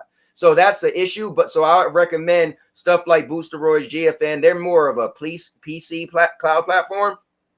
Don't be a console guy and get into that because if it goes down, you know what I'm saying? Now, my thing was this. I will download I'll download a game and it take an hour now because I need the game more than I can say it's no downloading and I can play it at my mother-in-law's house. What's king is content, right? Exactly. Games is more important to me. And so I had an epiphany, and I gotta do this every time and then because I gotta, my own advertisement, right? So I had this psychotic break, and it goes like this once I decided to buy my PlayStation 5. Gaming without limits. Play the platform because you have interest in the games. Don't play the games because you have interest in the platforms. And when I came up with that, I was like, you know what, bro? This is your problem, Anthony. You get on one thing and you want it to be everything.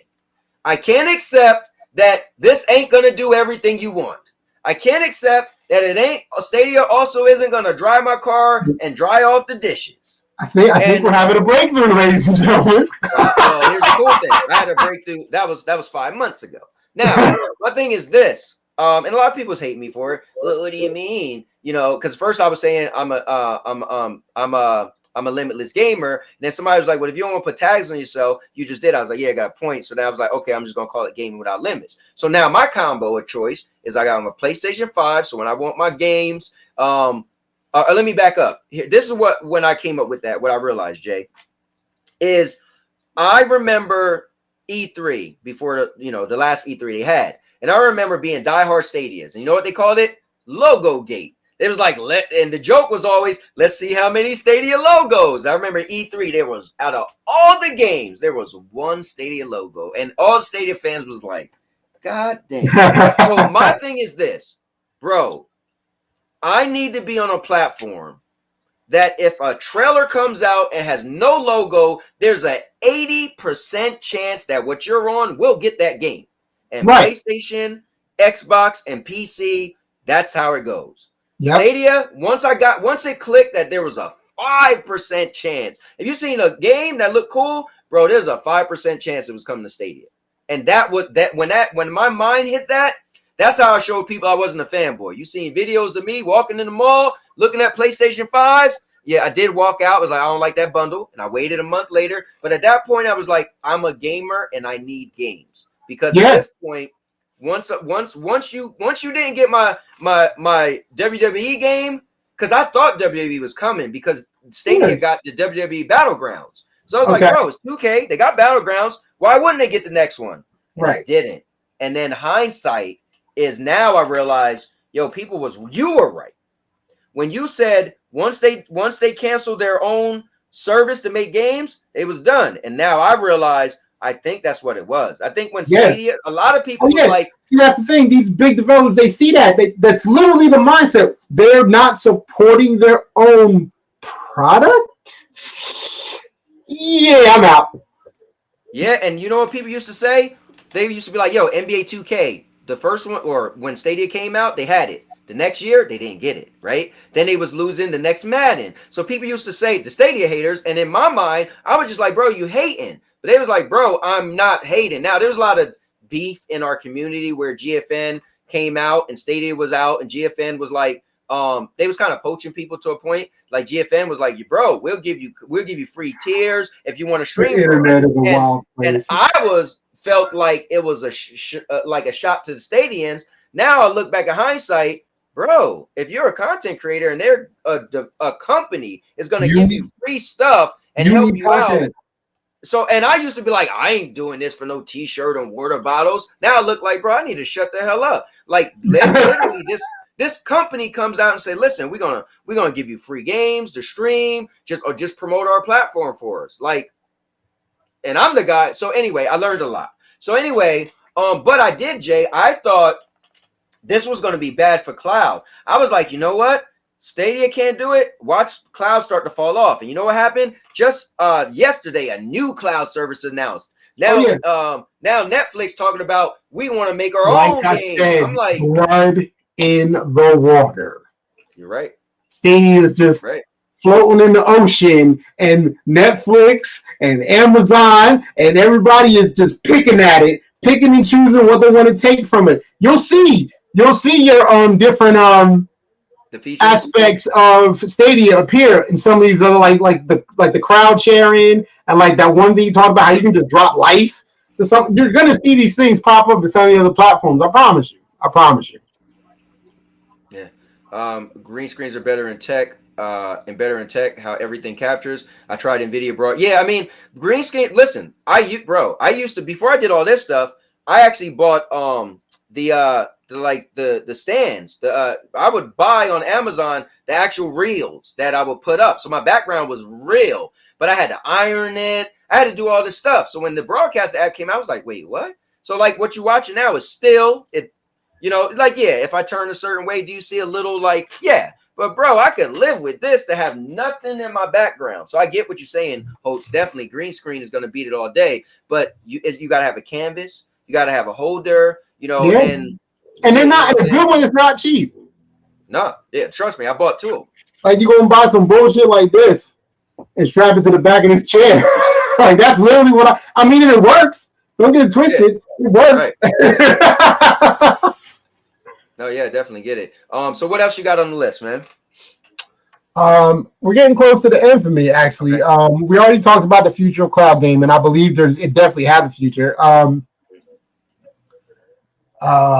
We talked about signs that was failing. I think we pretty much covered everything. We haven't talked about me as a gamer. Because you did brought up. I definitely am a gamer. I have my own Twitch channel, but don't hold me to that because I'm so busy. I don't get to get on often. I'd like to. Before your stream, we brought up what would I do if I didn't have a day job? Like, obviously, I'd be looking for ways to make money and pay my bills, but then one of them would definitely be streaming. I'd be streaming. You can actually find me on Twitch. You can pretty much find me everywhere at DJ Justin Love. Twitch, Facebook, Instagram, Twitter, DJ Justin Love, everywhere. Let me send me the link. So if you look on the screen, it says private for chat chat. Click on the private and then send me the link for your website. Let me pull it up and share the link with people. All right, bet. Yeah, just drop that in there. And I'm gonna read right now, Mr. Urban World. He's our native rapper. He says, sick of the disrespect to my intellect for being in debt. Borrow $5 from FCAT. Times too hard. Catch me begging for money on the boulevard. He said, can you feel my pain? Ain't got a dollar to my name. Ain't that a shame? Miss Urban, that was one of your wackest raps, bro. You usually bring that fire. Come on, man. And DJ Justin Love is a DJ. He ain't hiring with that one, bro. That one ain't you. You usually bring that heat. He got like the battle rapper raps, but that one, nah. Now, mind you, I might have did it bad. I might have did a bad service. You know that you could blame that on me. My bad. But guys, this is DJ Justin Love's site. Check him out. I'm gonna drop the link as well. And well, that's my Twitch. What site do you? Oh, wait a minute. I got something. I got you one better. Yeah, that's what I'm talking about. This is not your Twitter, but your Twitch. Hold on, I got I got something that'll pretty much lead you to everything. Bet. What they call one of those things, a something tree. A link tree. I always meant to make one of those.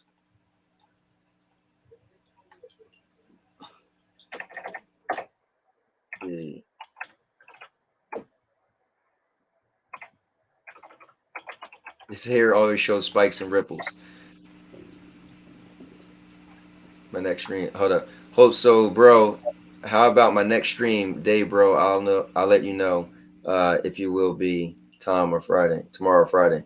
Okay. Yeah, you can click on that, and that'll take you to all of my stuff, including my Mixcloud and the podcast that me and my girl have, which we need to do another episode. Yeah, man, that's cool that you do your do podcasts too. All right, so check this out, guys. This is pretty dope. Let me pull this chat off the screen. I love this stuff, man. How I could just share stuff. I mean, this is one of the things that was cool with the pandemic, if I may say that. I got into all of this stuff. This stuff I had no clue about, and it just made stuff great. So check it out, guys. DJ Just Love. So he does everything from weddings to bar mitzvahs, the parties. But check it out. You got Justin Love Entertainment. You got his podcast, guys, called What My White Girlfriend Taught Me About Racism podcast. His Mixcloud. Like, guys, check this out. You could catch him on everything. I'm gonna throw the link so you guys go all check out my guy. And Obi, maybe you could hit him up about that stuff you want, man. Yeah, no doubt. Please do. I need to make sure to Louis DeVito's Dance Factory 3 and 4. Yeah, he just wants some more workout music. That's pretty much what he's looking for. Oh, that's what's up. I'm back. Right, it's funny you brought it up. I recently actually had a club gig not that long ago. There's this place in North Jersey called Shannon Rose. And they picked the absolute worst time to promote DJs in the North because it's hot. It was summertime, and everyone was down the shore. But whatever. I drove all the way out there. I made a mix, and I'm going to upload it as soon as I'm done with this interview. I'm going to upload it to my Mixcloud. It's a 2-hour mix, and it's literally just me going in at Shannon Rose. Bro, tell them how you used to do your Thursdays. Oh, my gosh. Yeah, some dope stuff, man. My Thursdays. I miss my Thursdays. Yeah. He used to do a live mix for people. So if you guys are just chilling during the day and I need to get away, he used to just do a live mix, playing songs. It was dope. Yeah, I used to do a Throwback Thursday and a Mixcloud, and I did a Throwback Thursday and a Motivational Monday.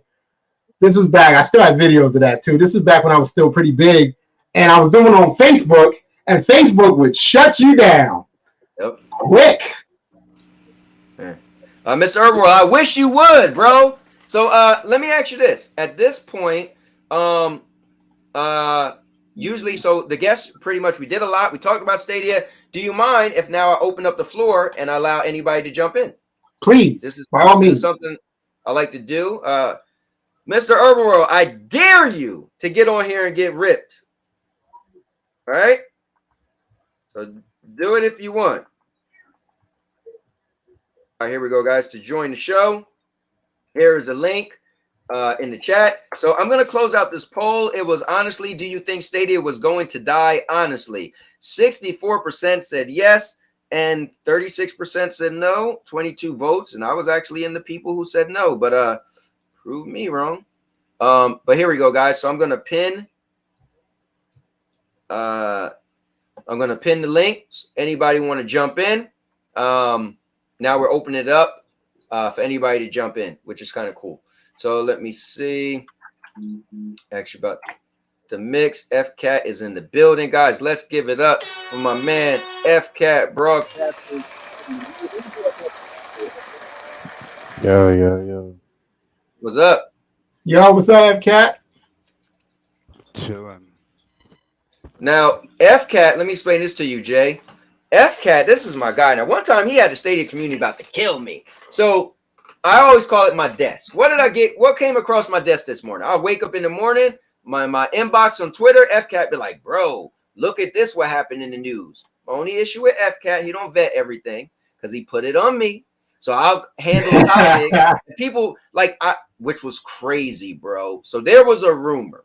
Now, I said clear as day this is a rumor, but the community, this one dude made this whole big deal. So there's a rumor that this guy said, a friend of mine is a Google executive, and he said Stadia was going to shut down at the end of the summer. And he said this 2 months before summer ended. And he was like, so my friend told me, I'm like, first of all, who would put their friend's title?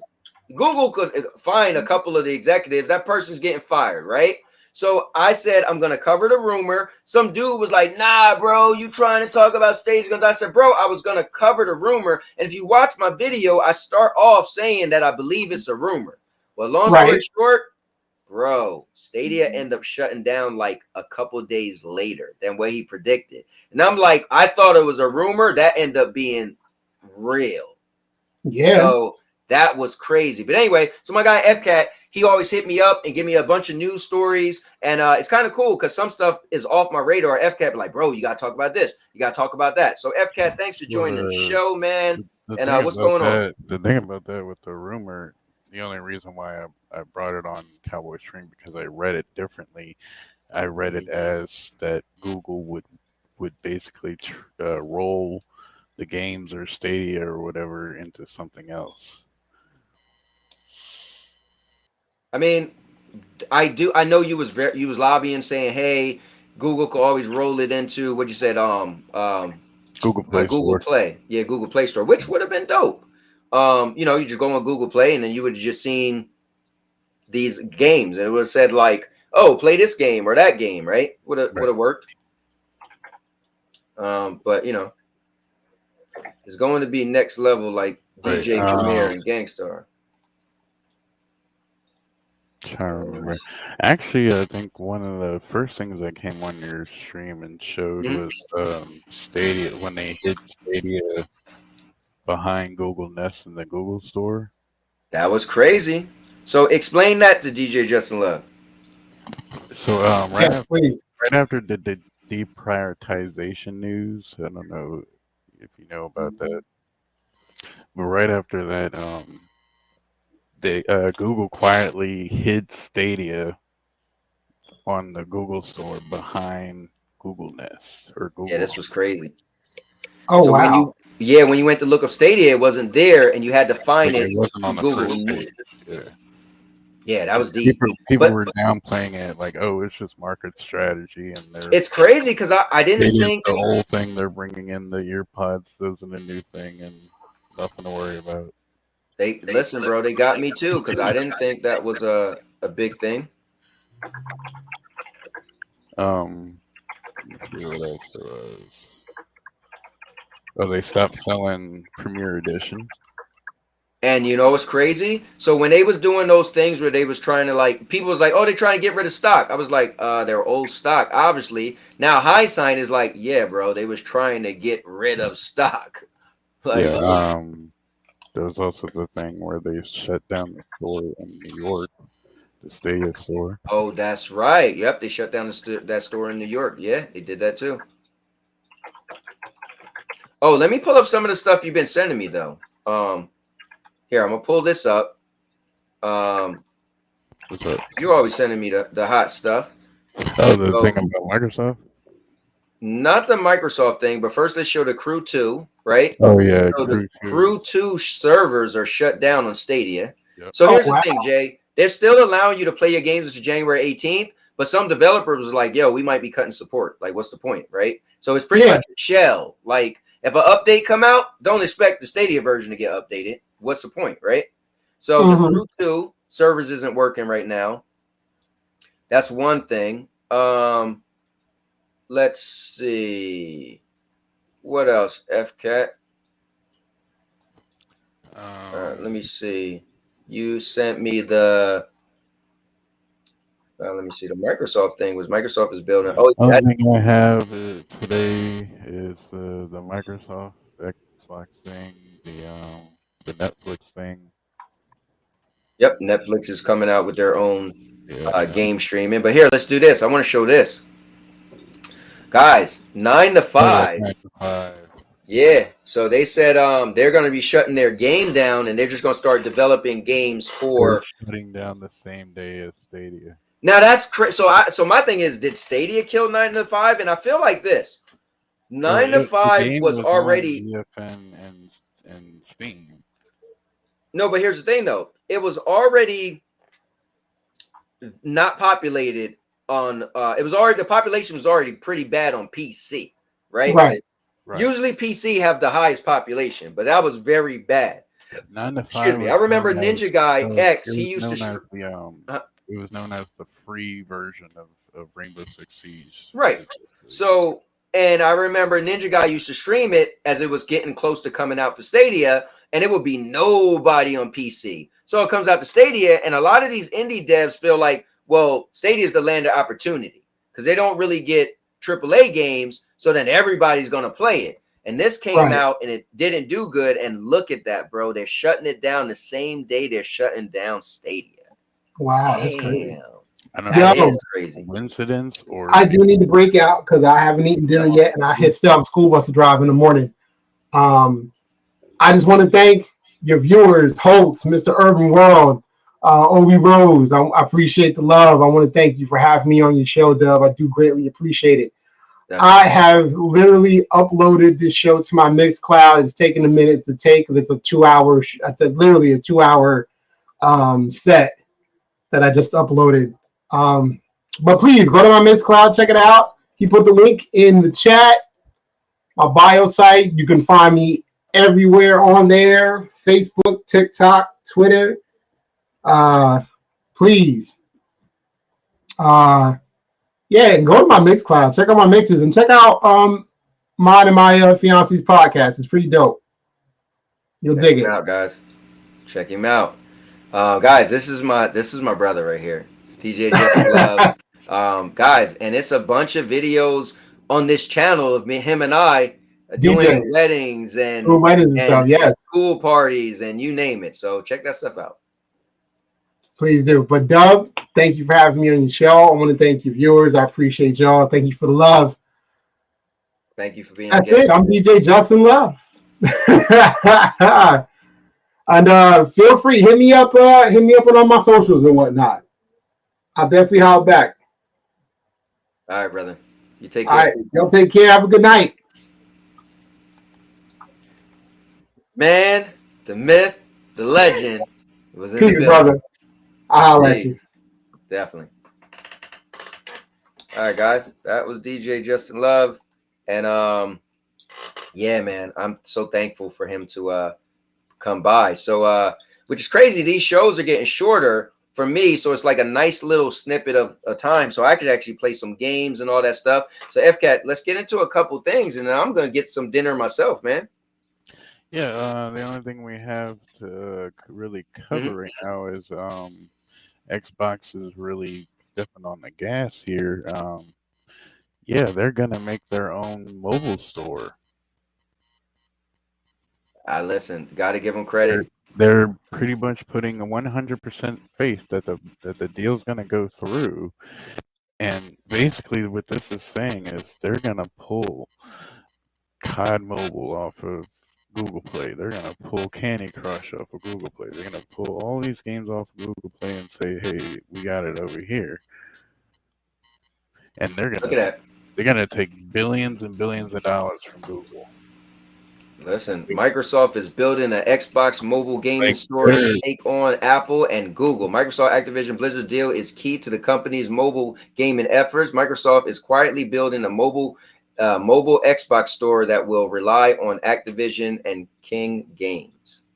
Wow. like I said, this is billions and billions of dollars Microsoft is basically gonna take from Google. Just with COD Mobile and Candy Crush. That's deep, man. But listen, why not, right? Just like Justin said, right? He said, Yeah, "It's stop blood being in a the water." middleman. You know what I'm saying? No more middleman. You know, you get the money 100%. Yeah. If it's your own gaming companies, then why not allow you to get all that money and stop sharing that 30%? You know? Right. Yeah. I mean, most of the money is made through microtransactions, of course, because most of the games are free. Hey. Well, is that it? That's so we talked about we brought this up. We brought up the what was the other thing? Yeah, so I mean, now Netflix, what they're just simply saying that they're going to start working on games, right? They're saying they have 55 more games in development. So they're going to be. So explain this to me. They're going to be what, Netflix games?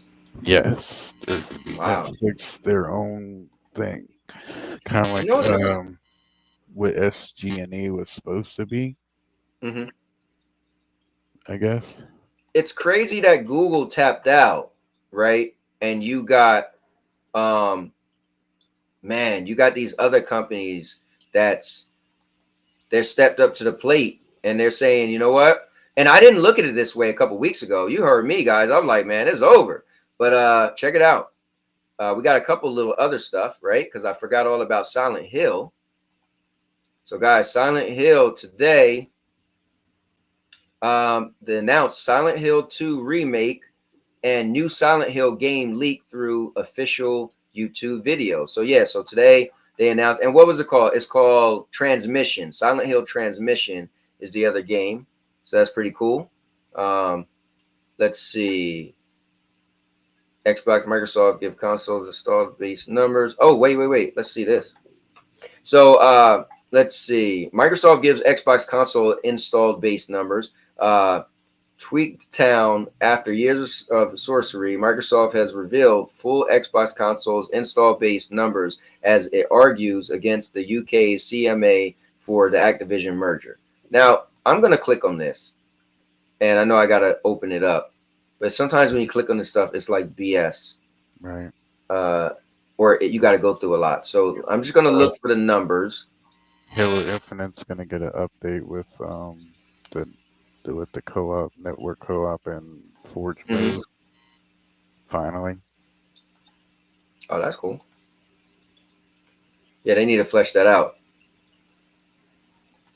All right, so here, check this out, guys. I think you can preload Modern Warfare 2 campaign right now if you bought the game.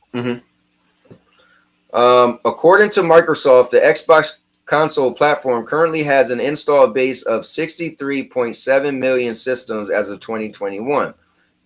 This excludes PC and mobiles, which are now part of the Xbox ecosystems. PlayStation is ahead of Xbox in all relevant metrics, Microsoft says.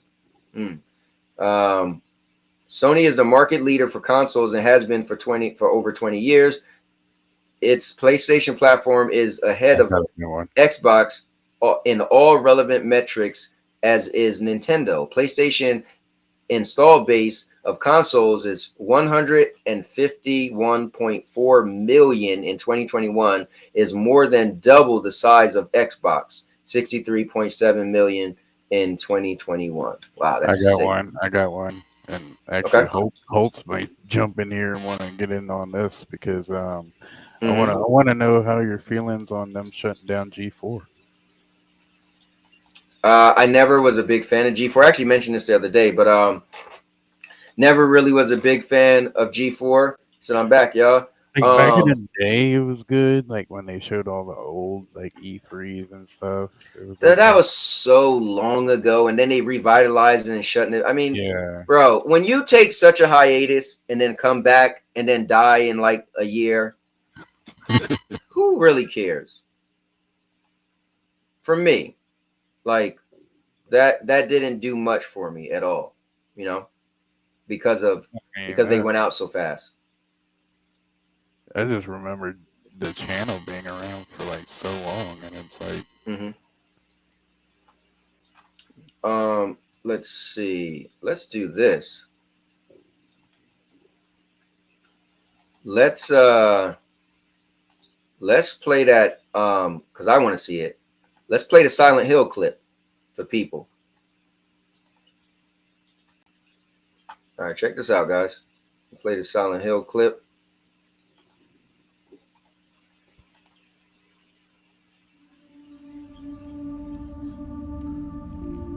Okay.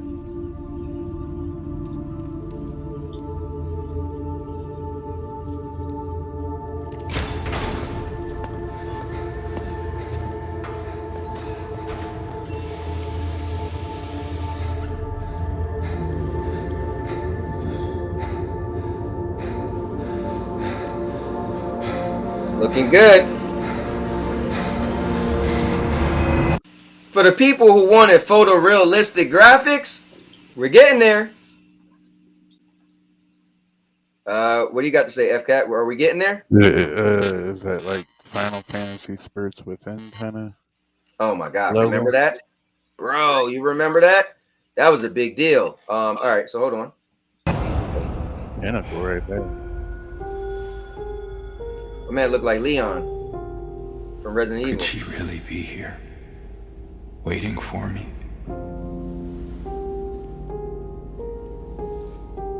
Mary died of that damn disease 3 years ago.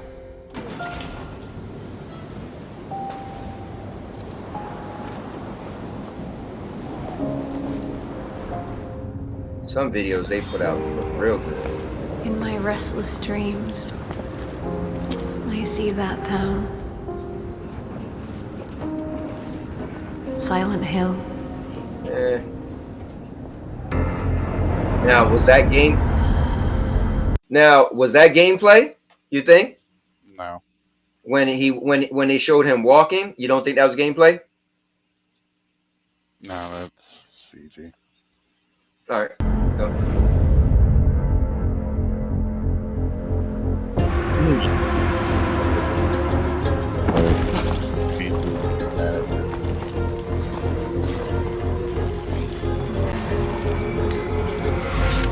I know what you are. I wonder if they're gonna show Pyramid Head. That looks like me. I know why I needed you. What do you mean my man look like Chris? Leon.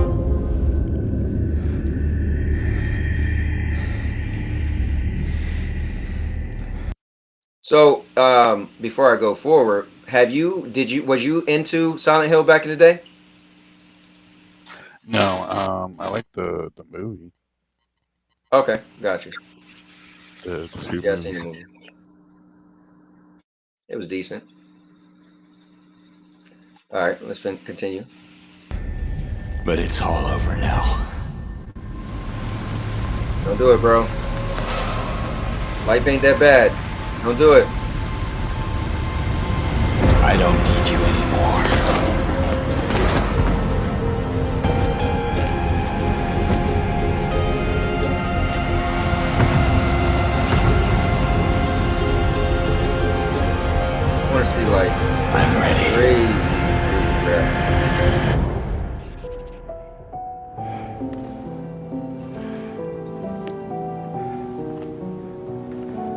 Mary?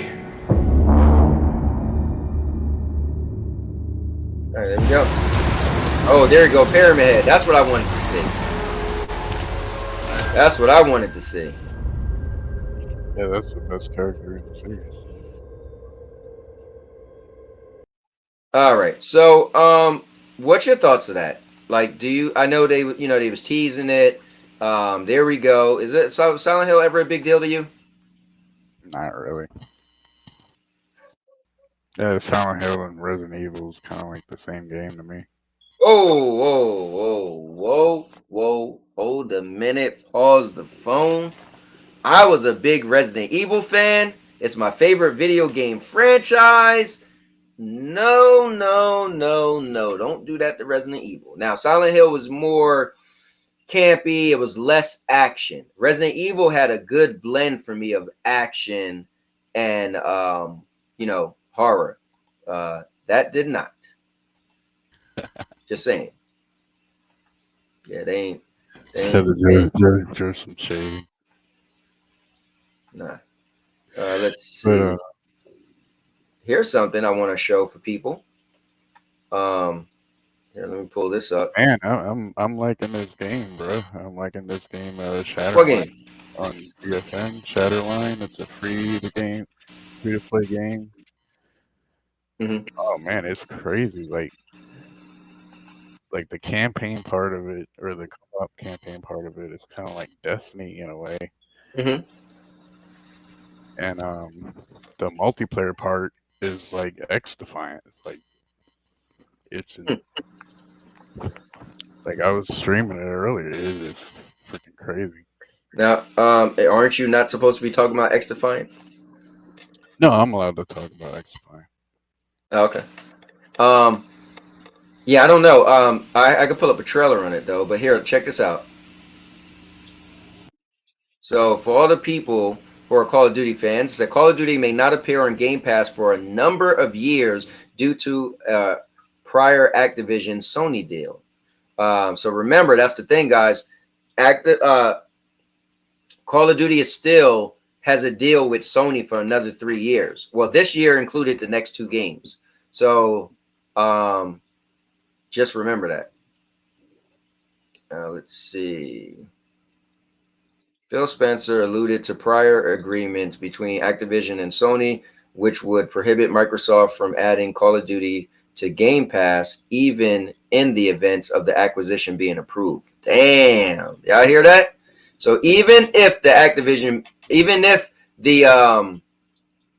acquisition is approved, it's going to take some time, some years, for Game Pass to even get Call of Duty. So, the 5 oddest fighting games made. That's crazy. We won't get into that. PlayStation got a Halloween store. Halo Infinite has that update. You brought that up earlier. Warner Brothers, they're getting a lot of hell for this DC Gotham Knights only being 30 frames. The reviews are out for Black Adam, and they're pretty bad. They said. Oh, bro, just calm that down because I'm going to see it tomorrow. So just let me see it myself before anybody ruin it for me. Don't worry, I'll be doing my review on Monday live. And then whoever's seen it, early reviews are bad. Yeah, I welcome y'all to jump in. Why Silent Hill has never matched Resident Evil's success. See, look at that, bro. Don't be calling Silent Hill Resident Evil. Don't do that. Why Silent Hill has never matched Resident Evil's success. In many ways, Silent Hill and Resident Evil are gaming's premier survival horror franchises, but Silent Hill has never enjoyed the same level of success. I think it's Biohazard was like the only one that I really liked because it was like first person and it was like a movie. Oh, you're talking about the part 7. Yeah, Biohazard. Yeah. Let's see. Any other thing we want to go over? Oh, the Callisto. Listen, this game for me. That got pushed back. Oh, did it? Yep. Apparently, the beta for your game, First Descended, is on right now. Yeah, somebody said that, but I remember this morning you were telling me that it's supposed to start tomorrow. Let's see. Oh, that wasn't you. My bad. Whenever I hear news, I'm always blaming you. No, you sent me the link. That's why. You sent me the link. Yeah, And the guy my was man, the gaming playing. CPA was playing it, trying to play it, and it said it's tomorrow. But so Okay. Callisto Protocol has 60 frames per second mode. So that's cool. They confirmed that. I guess a lot of companies got to put that out there now, since it's a lot of backlash. You know, it's like, hold up. Why is that a standard though? I just don't understand. Well, I think the thing is, I was saying this to ISO on ISO stream, shout out to ISO, is that we as gamers are making it the standard. Developers didn't say that was the standard. I feel like it's the entitled like people that got used to it or something. You know, and they're crying for it, and it becomes a standard. But I mean, Well, some people can deal with it. I mean, they don't care either way. He said 30 frames per second run is here, and Turtle and my individual Edwards is in the building. What's going on? Yeah, I mean, for me, I would like 60 to be the standard because now I'm getting into more 60 frame games. Now I got a PlayStation 5. And so when you see the difference, it's cool. You see a difference. But I don't think they got to that point where they're like, okay, everything's going to be 60. Okay, but so check. I'm playing this game Shatterline it's telling me at the bottom I'm playing it at 200 frames per second. Wait, what are you playing it on? PC? GFN. Oh yeah, well you got priority. 80, so fair. No, I'm priority. Okay, well, either way, I mean you got a nice rig. Free. And you gotta remember it's a computer game, so they optimized that so they could do things consoles can't do. But look, God of War Ragnarok final file size is over 118 gigs on the PS4. Damn. So God of War Ragnarok is a massive game based on its file size. The game has received a day one patch already, and the final size with the patch is over 100 gigabytes. Destiny 2 and Call of Duty is like 200, almost 200. It is what it is at this point. Listen, what are you gonna do, right? Like I was into cloud gaming and there was no file size.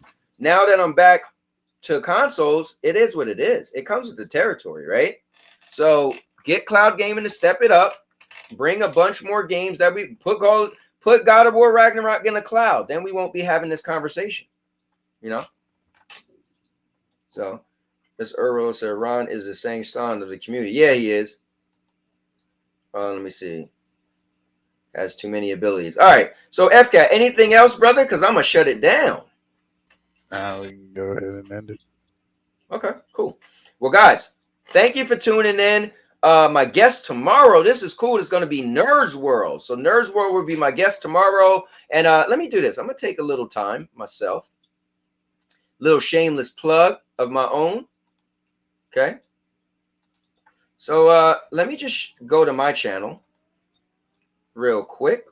And for all the new people that's popping in or people that have watched this back, if you go to my channel, it's a Now Your Mama Knows, but I am the king of content. So it's just so much content from gaming to vlogging to you name it, guys. I cover everything. And I'm very interactive on every one of my videos. You can find the link for my Discord. Come chat with me, talk to me. You can find my social media stuff and everything, right? I'm very open. You guys can find me. So we got the stream here. You go to my channel. And then we got always I put up my next coming live streams. I do 4 live streams a week, Monday, Tuesday, Wednesday, Thursday at 5:30 p.m. Eastern. Okay. So tomorrow we got special guest Nerds World and the mystery topics. So I'm curious to know what he's going to come up with as his topics. We got my popular videos. So these are any videos that's over 1,000 views. My top video is 78,000. And then it goes down from there. And then we got my uploads. Guys, check out my uploads. I just put up a recent one about PlayStation 5 strange glitch that cloud gaming could solve. We got yesterday's video that was really cool. I'll publicize it tomorrow, but we pretty much did a Stadia Bash community, documentary. We went from beginning to end. We pulled up DMs, and it was dope. I did a video talking about Pepsi Nitro. Check that out. Did a little review. Sour Patch Kids. So guys, I got a bunch of stuff from live videos, gaming stuff, movie reviews, you name it, it's on here. Some stuff is popular, some stuff isn't, but you guys check out whatever you like. But also, I got my own shorts I do. Some of them get thousands of views, some of them don't, but check out my shorts. And here's some other channels that I'm on. If you go to any of these channels at the bottom, you'll find my content, or you'll find me on there as well. But the last thing I'll say to you guys, go to the playlist.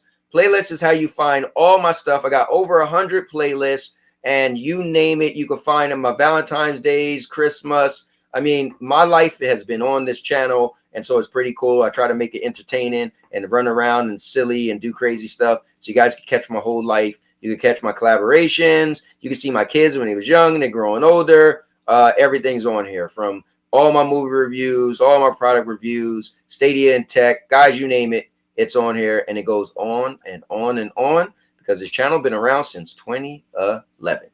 All right. With that being said, I do have a community, my own little thing. I like to post things on here. I put up some stuff that's going to be for the membership first. I do polls, so make sure you guys take advantage of all that. And my membership is pretty cool. It's only $2.99 a month, and I have videos that you guys get to see first if you're part of the membership. I do a personal video thanking you, and if you are a person who have any type of business or any social media or whatever you want to advertise, I make a custom video advertising your stuff. There's emojis that you could use, a lot of stuff that's in the membership, so it's pretty cool. And with that being said, yeah. You remember how you talk about interest in the game and stuff? Yes, sir. Well, me, Mr. Free Tier FCAT, I actually $10. I like it. Priority just to play this Shatterline game longer than I could before. I mean, if that doesn't show kind of interest or dedication in game. Listen, bro, we need to pull this video up. Now I need to see what this game look like. Bro. What is it called? Shattered Lines? Shattered Line. Shattered Line, one word? Yeah. All right, Shattered Line trailer. Guys, we're going to show Shattered Line. Before we do that, let me read Obi Rose. I'll hit you up later. Let me see. Fidelity versus performance has been a thing for a while because how they choose to play. What'd you say? I think I might stream this like this game. Well, bro, I didn't realize, but yeah, I see you streaming on Twitch. I popped in your Twitch earlier. Let me see, but I was driving. Let me see. I feel these days a lot of gamers are accepting 60 frames at lower resolution and accepting it. Ask FCAT what game he is playing at 200 frames per second and what resolution. You won't be shocked. I'm on 1080. It's saying I'm jumping around 134, 4-ish around there. It's jumping around like in the hundreds. Okay. So let's do this. Let's show the story trailer because now I'm interested in this game. All right. This will be the last thing, guys. Let's show this story trailer. Yeah, there we go. Yep. Got it, man. I got it. They call you a madman, too, if you had seen what I've seen. The end of humanity. Our great filter, the crossroads of fate. What'd you say? The gameplay is distinctly like, kind of like what Death. Yeah, there's a 58-second gameplay trailer. I'll play it next. Yeah. 1,000,000 worlds consumed in its wake. Shards of crystal rain from the skies.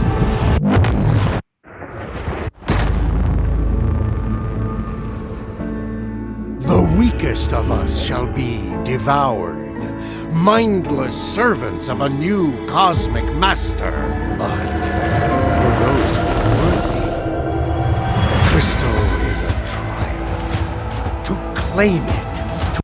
So my man pretty much is going to capitalize on the world being almost destroyed and try to make his own new regime, I'm assuming. Okay. Wield its power, to be chosen by it, and ascend to humanity's next age. From the wellspring of life, our enemy is born. The immune, a false hope, a tainted batch, those who shall never walk the crystal path. They will fight fiercely. Okay, now this is reminding me of Outriders. Yeah, it's a little Outrider-ish and Division-ish, Yeah. but it's first person, not third person. Yeah. All right. Perpetuate our flawed existence. But it shall be we who witness humanity take its rightful place among the stars. All right. So let's check out this gameplay trailer. It's kind of like a lot of good games like rolled into one. Okay. So let's check this out.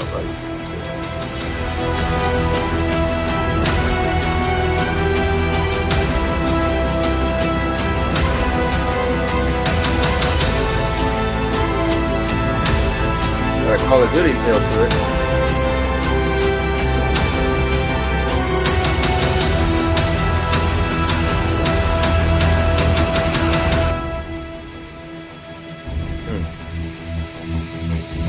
All right. Damn, looked like gameplay, but some of it was.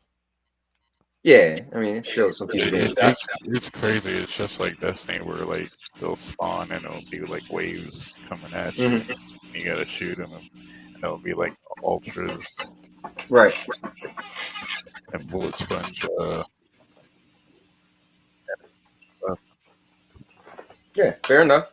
We doing like an objective or something. All right, cool. Well, man, I got to show your game at the end. That's pretty cool. That's what you've been into right now. It's a free-to-play game, and you're paying $10 a month to play it, so you definitely are committed. So that's cool. But 200 frames per second is kind of cool. You're getting, maximum graphical fidelity. But all right, FCat, I'm gonna close out the show, my brother. Thank you for joining as usual, and always adding some value to the show, because you're always giving me other stuff to talk about, stuff that missed my eye. There it is. So I'm gonna pull you off. I'm gonna close out, and I'll talk to you. We could chat, and come back into the Discord. I don't think you're back in the Discord, right? Yep. Yeah, you got it. Send me a thing. All right, cool. I'm gonna send it to you as soon as this is over, and let's chat. But guys, I am your host, the King of Content, and this is the King of Content show, and this is And Now Your Mama Knows. And so thank you all for watching. Thanks goes out to my brother DJ Justin Love. And guys, we went on a little memory lane with Stadia, but we got to hear from a non-Stadia fan, a person who was on the outside just looking in. So I thought that would be cool. I thought that would mean a lot to you guys to see it from that lens. But yeah, guys, check me out tomorrow, 5:30 p.m. Eastern. Special guest Nerds World. It's gonna be cool. I can't wait to see what he comes up with. And with that said, there's only one thing left for me to say. You guys know how this goes. And now your mama knows. And now your mama knows. Bruce, unleash the baby god dragon.